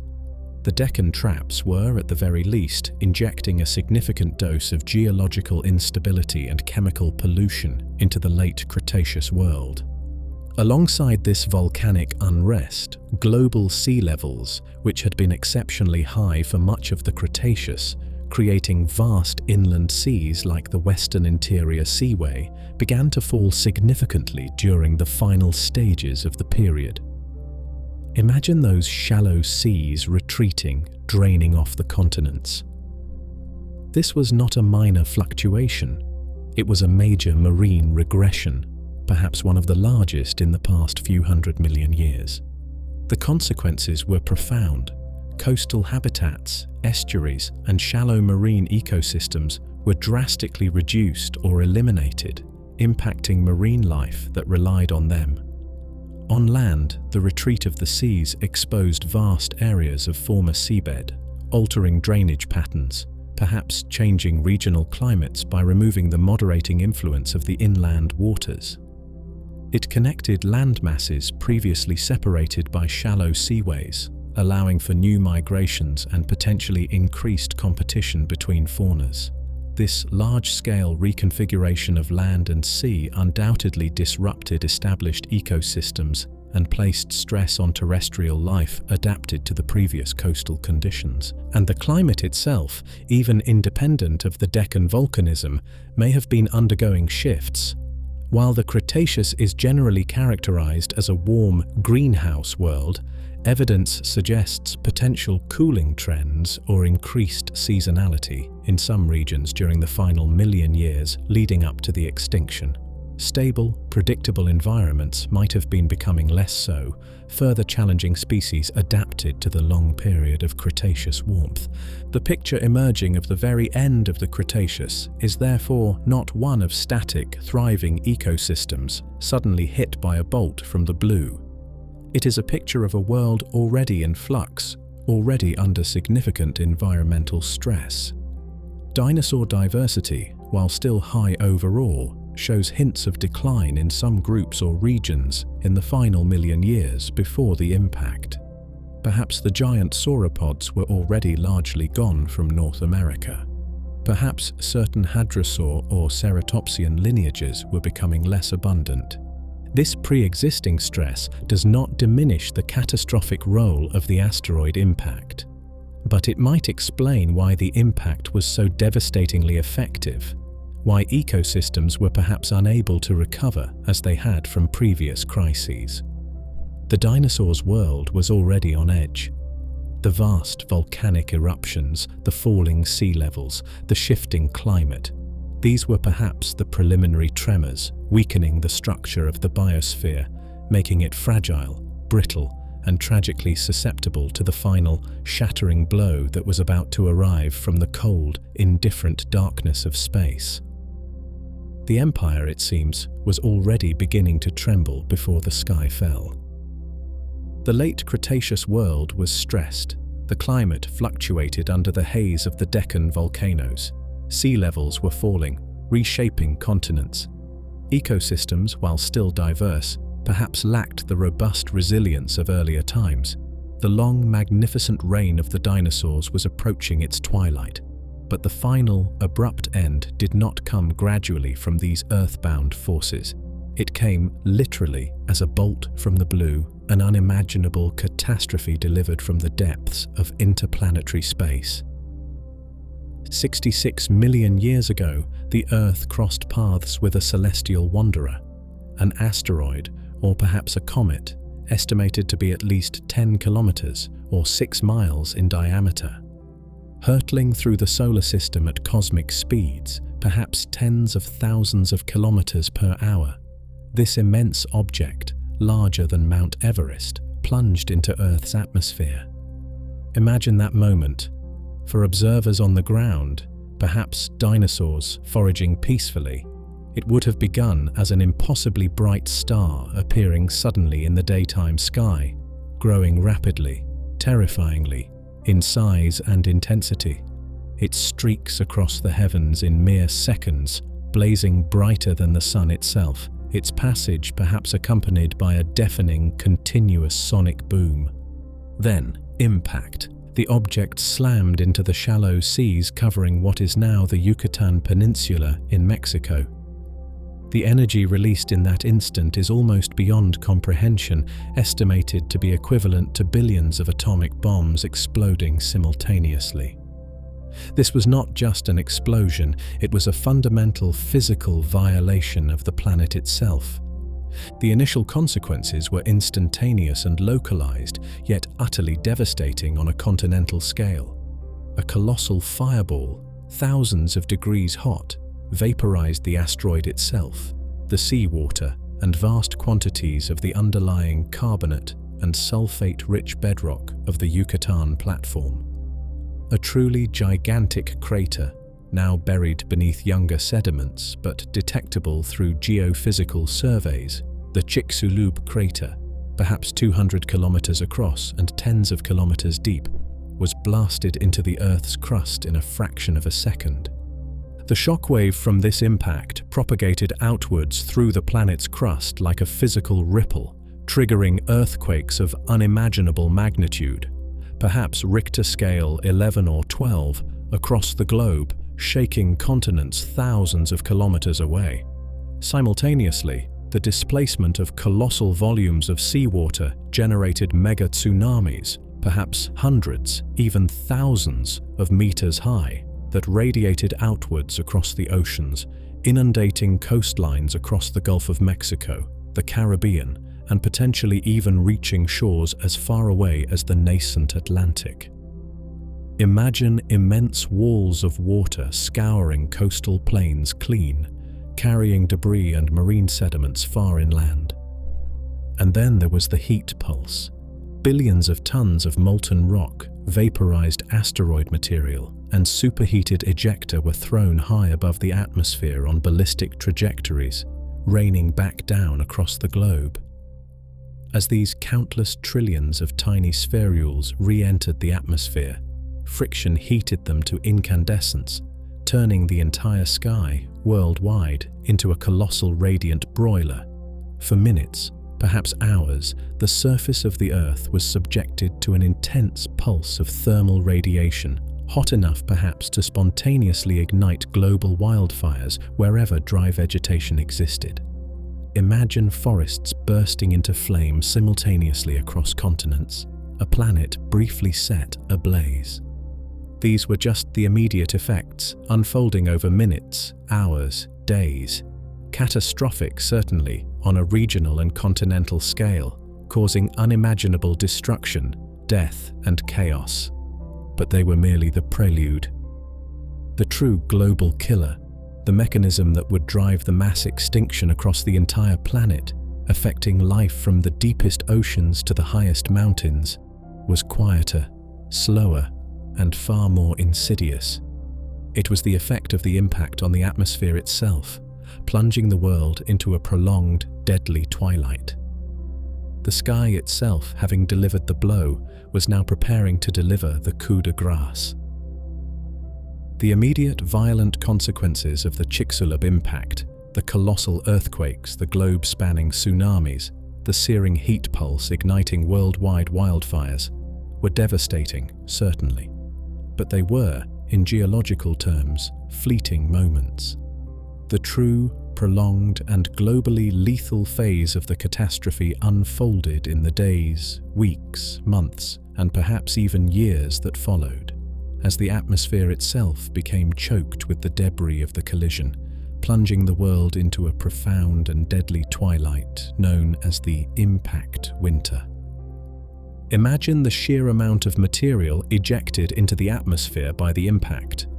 Billions, perhaps trillions, of tons of pulverized rock, vaporized asteroid material, and critically, vast quantities of soot generated by the global wildfires were lofted high above the troposphere, deep into the stable stratosphere.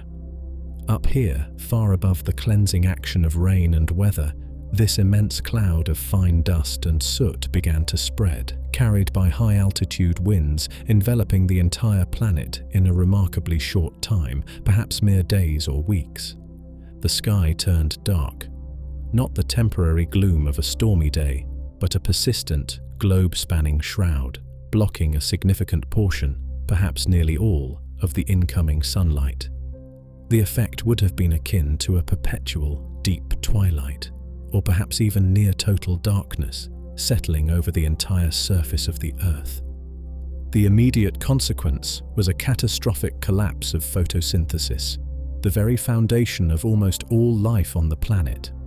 Plants, both on land and the microscopic phytoplankton in the oceans, require sunlight to convert carbon dioxide and water into energy.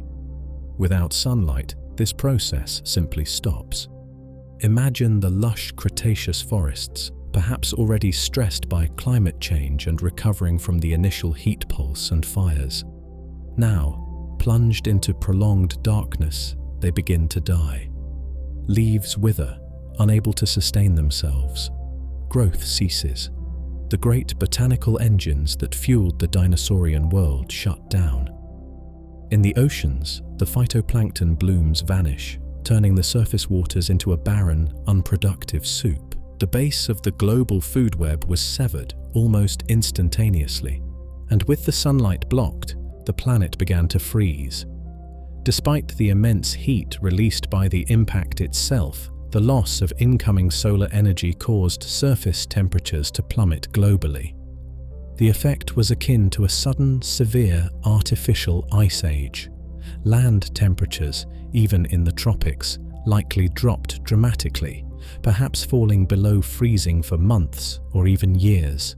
The oceans, while cooling more slowly due to their immense thermal mass, also experienced significant drops in surface temperature. The world, recently perhaps recovering from fires, was now plunged into a deep, impact-induced chill. This combination of prolonged darkness and abrupt, severe cold was a lethal shock to the established ecosystems of the late Cretaceous. Herbivorous dinosaurs, already perhaps struggling with changing vegetation, now faced a world devoid of fresh plant food, shrouded in darkness and gripped by freezing temperatures. Their immense bodies, perhaps adapted for warmth, offered little defense against starvation coupled with this sudden, unnatural cold. Herds collapsed, individuals weakened and died, and the predators that depended upon them, including the mighty Tyrannosaurus rex, found their food sources vanishing rapidly. Even if they could survive the cold and darkness for a time, starvation was inevitable in a world where the herbivores were disappearing. The entire terrestrial food chain, from the smallest plant eater to the largest carnivore, unraveled from the bottom up. In the oceans, the collapse of the phytoplankton base had equally devastating consequences, starving the zooplankton, the small fish, the ammonites, and ultimately the giant marine reptiles like the mosasaurs and plesiosaurs that ruled the seas. The darkness and cold also directly impacted marine life adapted to warm, sunlit surface waters. The impact winter was a period of profound global stress, arguably the primary killing mechanism of the end Cretaceous extinction event. It was a silent, slow-motion catastrophe playing out over months and years, driven by the atmospheric consequences of that single catastrophic moment of impact. It transformed the vibrant, complex world of the late Cretaceous into a dark, cold, and starving planet, pushing countless species, including almost all the non-avian dinosaurs, past their limits of endurance and into the final permanent silence of extinction. The sky itself, choked with the dust of the collision, had become the ultimate harbinger of death. The impact winter descended. Darkness cloaked the planet, photosynthesis ceased, and a profound chill gripped the land and sea. The intricate, vibrant ecosystems of the late Cretaceous, already perhaps stressed, collapsed catastrophically. The result was one of the most severe mass extinction events in Earth's history, the Cretaceous Paleogene, or KPG, extinction. Yet, unlike the almost indiscriminate devastation of the Great Dying at the end of the Permian, this event was strangely, almost cruelly, selective. Some groups vanished utterly, while others, seemingly against all odds, managed to cling to existence and pass through the bottleneck into the dawn of a new era. Why? What determined survival in the face of near-total darkness and starvation? Let us first consider the most famous victims, the non-avian dinosaurs. From the colossal Tyrannosaurus rex and the immense herds of Triceratops and Edmontosaurus down to the small, agile dromaeosaurs and troodontids, all dinosaurs, except for the lineage that had already evolved into birds, disappeared completely. Their 165 million year reign ended abruptly, leaving no survivors on land. Why were they so vulnerable? Their large body size, which had been an advantage for so long, likely became a fatal liability. Huge animals require immense amounts of food, a resource that simply vanished with the collapse of plant life. Their potentially high metabolisms, while allowing for active lifestyles, also meant they burned through energy reserves quickly, making starvation almost inevitable. Their dependence on fresh vegetation for herbivores or large prey for carnivores left them with no alternative food sources when the primary producers disappeared. Sharing their fate were the other dominant reptiles of the Mesozoic skies and seas. The pterosaurs, from the giraffe-sized Quetzalcoatlus down to smaller coastal forms, vanished completely. Their reliance perhaps on specific fish stocks, which crashed with the plankton, or terrestrial prey, combined with the challenges of navigating and finding food in the dark, cold world, proved insurmountable. The giant marine reptiles, the powerful mosasaurs and the long-necked plesiosaurs, apex predators of the Cretaceous oceans, also disappeared entirely, likely victims of the collapsing marine food web initiated by the death of the phytoplankton. In the oceans, the ammonites, those ubiquitous coiled cephalopods that had survived previous extinctions, finally met their end, perhaps their planktonic larvae being particularly vulnerable to the environmental shock. The list of the lost is immense. But amidst this devastation, there were survivors. Against the backdrop of near-total collapse, certain groups managed to endure, passing through the cataclysm perhaps diminished, perhaps traumatized, but alive. Who survived? Most famously, some lineages of birds, specifically the ancestors of all modern birds, neorniths, made it through. Mammals, which had lived in the shadow of the dinosaurs for over 100 million years, primarily as small, perhaps nocturnal creatures, experienced losses but ultimately survived and were poised to inherit the emptied world. Crocodiles and alligators persisted, as did turtles and tortoises. Lizards and snakes weathered the storm. Amphibians like frogs and salamanders endured. Many groups of fish survived, particularly perhaps those in freshwater or deep-sea environments. Insects, despite likely heavy losses, proved resilient, and crucially, plant life itself survived, not primarily as living forests, but as dormant seeds, spores, roots, and rhizomes hidden within the soil, waiting patiently for the sunlight to return. Why this pattern? Why did small feathered birds survive while their giant non-avian cousins perished? Why did mammals endure while large dinosaurs vanished? The key seems to lie in a combination of factors related to size, diet, habitat, and perhaps sheer luck. Small body size was almost certainly a major advantage. Smaller animals require far less food to survive.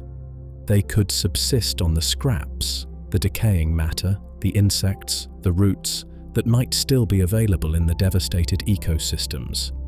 They could also find shelter more easily from the harsh conditions, perhaps burrowing underground or hiding in crevices. This likely favored the small mammals, birds, lizards, and amphibians. Dietary flexibility was critical. Creatures that could switch their diets or survive on food sources less directly dependent on fresh plant matter fared better. Insectivores, eating insects, omnivores, eating a mix of things, detritivores, eating decaying organic matter, or perhaps animals adapted to eating seeds, which can persist for long periods, had a significant advantage over specialized herbivores or carnivores dependent on large prey. This again favored mammals, birds, insects, and perhaps freshwater fish feeding on detritus. Habitat played a crucial role. Aquatic ecosystems, particularly freshwater rivers and lakes, may have been partially buffered from the worst immediate effects of the impact winter. The darkness stopped photosynthesis, yes, but ecosystems based on decaying matter washed in from the land could persist. This likely explains the remarkable survival of crocodiles, turtles, amphibians, and many fish lineages. Burrowing underground, as many mammals likely did, offered protection from the initial heat pulse, the subsequent cold, and the general surface devastation. Lower metabolic rates, or the ability to enter states of torpor or hibernation, might also have conferred an advantage. Cold-blooded creatures like reptiles and amphibians could perhaps simply wait out the worst of the cold and food scarcity, drastically reducing their energy needs in a way that large, active, potentially warm-blooded dinosaurs could not. And finally, plants survived, because their life cycle includes dormant stages, seeds, spores, roots that are incredibly resistant to environmental catastrophe. Hidden in the soil, protected from the darkness, cold, and fires, they waited. When the dust finally settled and sunlight returned, these dormant propagules sprouted, initiating the slow, patient process of regreening the world. Survival through the KPG extinction was thus likely a complex equation, a combination of being small, being adaptable in diet, living in a buffered environment, water, underground, perhaps having a slower metabolism, and undoubtedly a degree of sheer chance. It wasn't necessarily the fittest in the Cretaceous world who survived, but the most resilient, the most adaptable, the luckiest. This selective filter fundamentally reshaped the course of life on Earth, bringing the long age of dinosaurs to a sudden, dramatic close and clearing the stage for the dawn of a new era, the age of mammals and the age of birds. The dust settled. The impact winter slowly lifted, perhaps over months, perhaps over years, as the immense shroud of particles gradually rained out of the stratosphere. Sunlight, weak at first, then stronger, returned to the surface of the Earth. The deep chill subsided, giving way to the altered but survivable climate of a new geological era, the Paleogene, the beginning of the Cenozoic. But the world the sunlight revealed was irrevocably changed. The giants were gone. Tyrannosaurus, Triceratops, the vast herds of hadrosaurs, the soaring pterosaurs, the mighty mosasaurs, all vanished, leaving behind only their bones to turn slowly to stone, silent monuments to a lost world. The 165 million year reign of the non-avian dinosaurs was definitively, utterly over. It might seem like the end of the story, the closing of a spectacular but ultimately finished chapter in the history of life. But to believe that is to miss the most profound, most astonishing legacy of the dinosaurs, a legacy that is not confined to museums or fossil beds, but is alive, vibrant, and singing in the world around us today. For the dinosaurs did not entirely disappear. One lineage, small, feathered, and perhaps underestimated amidst the giants of the Cretaceous, possessed the unique combination of traits needed to survive the cataclysm. They passed through the fiery bottleneck, endured the darkness and the cold, and emerged into the emptied world, poised for an evolutionary explosion of their own. These survivors were the birds. We must adjust our perception. Birds are not merely distant cousins of the dinosaurs, nor simply creatures that evolved from them. In a very real, biological sense, birds are dinosaurs. They are the single surviving branch of that immense and diverse dinosaurian family tree. Just as humans are a type of mammal, birds are a type of dinosaur, specifically avian dinosaurs. Think about the features we associate with dinosaurs, particularly the theropods from which birds evolved. Bipedal stance. Birds walk on two legs, hollow bones, lightened for agility. Birds possess incredibly lightweight hollow bones. Complex respiratory systems with air sacs for efficient breathing. Birds have the most sophisticated version of this system known in the animal kingdom: feathers. Once thought unique to birds, we now know feathers were widespread among their non-avian dinosaur ancestors, used perhaps initially for insulation, display, and eventually flight. Even nesting behaviors and parental care, as we've seen, have deep roots within the dinosaur lineage. The birds that survived the KPG extinction, likely small, perhaps ground-dwelling or shoreline-adapted creatures capable of eating seeds, insects, or detritus, the very traits favored by the selective filter of the impact winter, inherited a world suddenly devoid of giant reptilian competitors and predators. It was an ecological vacuum of unprecedented scale, and they responded with an evolutionary radiation arguably as spectacular as that of the dinosaurs themselves in the early Mesozoic. From these few surviving lineages, birds exploded in diversity throughout the Cenozoic era. evolving into the incredible array of forms that inhabit virtually every ecosystem on Earth today. Imagine the possibilities unfolding. Some birds remained small, diversifying into the vast lineages of songbirds, woodpeckers, hummingbirds, filling the forests with color and sound. Others returned to flightlessness, evolving into giant forms like the terror birds, Phorus racids, that briefly ruled South America as apex predators, or the ostriches and emus patrolling the open plains. Some became masters of the aquatic realm, like the penguins, trading flight through air for flight through water. Others became supreme aerial hunters, like eagles and hawks, inheriting the predatory mantle of the skies once held by pterosaurs. They adapted to every climate, from the frozen poles to the hottest deserts. They developed an astonishing variety of beaks, feet, feathers, and behaviors, specializing in countless ecological niches. Today, there are over 10,000 distinct species of birds alive, making them one of the most successful and diverse groups of vertebrates on the planet. So, when you next see a sparrow flitting past your window, a pigeon nesting under an eave, a hawk circling high overhead, or hear the complex song of a robin welcoming the dawn, pause for a moment.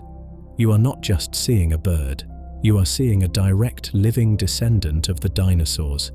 You are seeing the improbable, resilient legacy of that 165 million year empire. The tyrant lizard king may be gone, but its distant feathered cousins inherited the earth. The dinosaurs are still among us, transformed, adapted, and singing their enduring song in the modern world. Their reign, in a sense, never truly ended. 165 million years. The number itself is almost too vast to hold comfortably in the mind. It stretches across 3 geological periods, encompassing worlds vastly different from each other. The recovering landscapes of the Triassic, the lush, giant-filled forests of the Jurassic, the diverse, flowering world of the Cretaceous. Measured against this immense span, the entire history of Homo sapiens, perhaps 300,000 years, is a fleeting moment. Even the reign of the mammals, which began 66 million years ago after the dinosaurs' demise, has yet to reach even half the duration of the dinosaurs' empire. What does this extraordinary longevity tell us? What is the quiet lesson embedded within that staggering number? It tells us, first and foremost, that the dinosaurs were not evolutionary failures.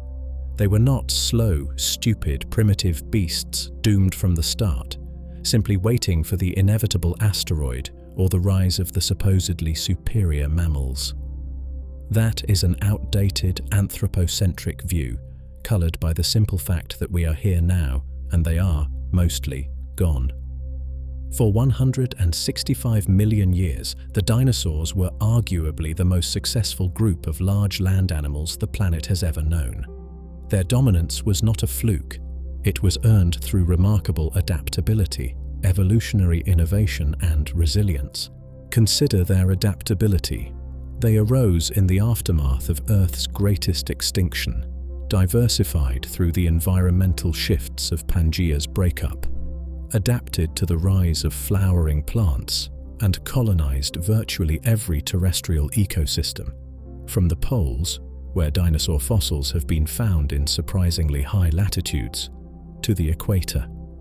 They evolved forms capable of running at high speeds, swimming in rivers, perhaps even burrowing underground.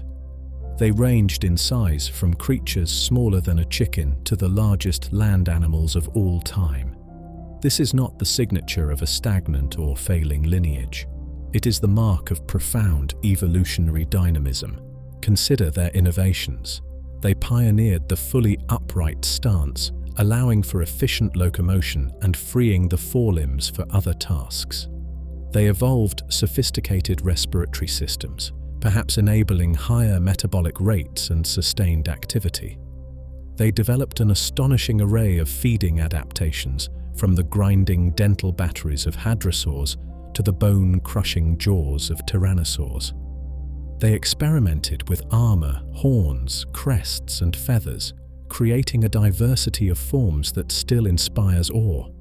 And one lineage, of course, achieved the miracle of powered flight, giving rise to the birds. And consider their resilience. They weathered multiple, smaller extinction events and significant climate shifts throughout the Mesozoic era. They coexisted with, and largely overshadowed, the early mammals for over 100 million years. Their reign spanned periods of intense volcanic activity, fluctuating sea levels, and changing continental configurations. They were not fragile giants. They were masters of endurance, finely tuned to the rhythms of their Mesozoic world. So, why did they ultimately vanish, except for the birds? Does their extinction, despite their long success, hold a lesson? Perhaps it is simply a reminder of the profound power of contingency, of unpredictable catastrophe in the history of life. No amount of evolutionary success, no degree of adaptation to the predictable challenges of the environment, can fully prepare a lineage for the sudden, planet-altering violence of a massive asteroid impact. Sometimes the rules simply change too drastically, too quickly. Extinction is not always a judgment on fitness. Sometimes it is simply bad luck on a cosmic scale. But perhaps there is another, quieter lesson. The very success of the dinosaurs, their long stability, their specialization into myriad forms perfectly adapted to the Mesozoic world, might have in a sense made them vulnerable. Perhaps they became too locked into their specific ecosystems, too dependent on the particular climate and vegetation of their time. When the world changed with catastrophic speed, they lacked the flexibility, the generalized resilience, perhaps, of the small mammals and birds that managed to scrape through. Success, paradoxically, can sometimes breed vulnerability. The 165 million-year reign of the dinosaurs stands as a silent testament to the power and creativity of evolution. It showcases the incredible heights that life can achieve, the astonishing forms it can generate, the immense spans of time across which ecological dominance can be maintained.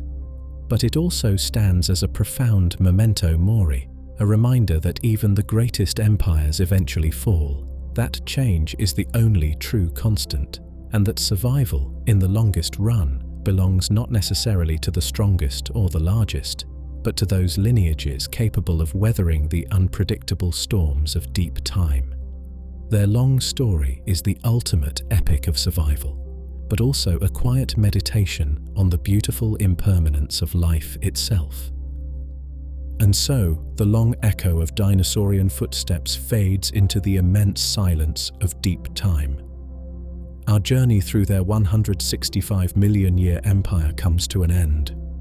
We have walked with the first small pioneers in the recovering Triassic world, stood in awe beneath the colossal sauropods of the Jurassic, marveled at the diverse and often bizarre forms of the Cretaceous, and stood as silent witnesses to the final, fiery cataclysm that brought their reign, though not their lineage, to a close.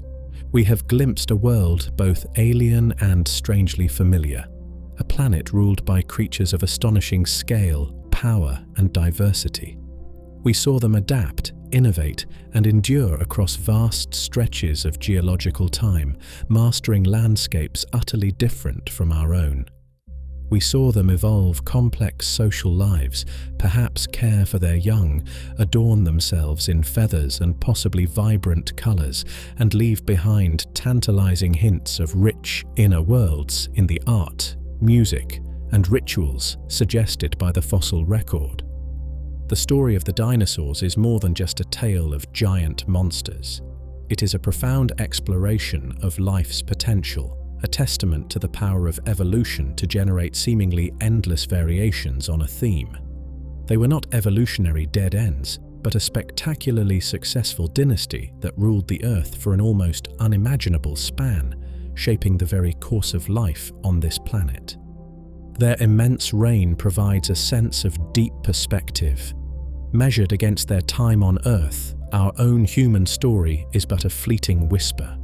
The challenges they faced, changing climates, shifting continents, evolving ecosystems echo the challenges life continues to face today, reminding us of the constant dynamic interplay between organisms and their environment.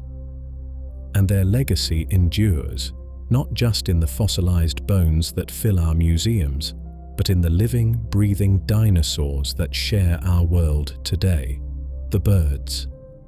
Their survival through the Great Extinction is a testament to resilience, a reminder that even in the face of near-total annihilation, life finds a way.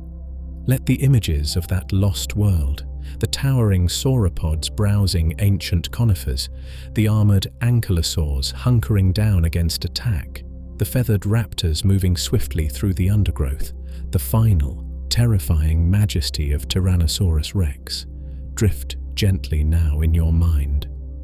Let the sheer scale of their time on Earth, the vastness of those 165 million years, provide a quiet anchor, diminishing the urgency of the present moment.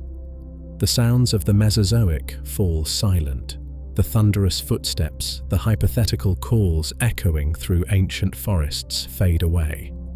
What remains is the quiet peace of the present, the stillness of your room, the gentle rhythm of your own breath. Allow the wonder of this lost empire, the sheer strangeness and magnificence of the dinosaurs, to dissolve now into the quiet mystery of sleep. Let the deep time carry you. Let the silence cradle you. The journey is complete. The age of the great dinosaurs rests now only in memory and in the quiet potential of dreams. Rest now. Good night.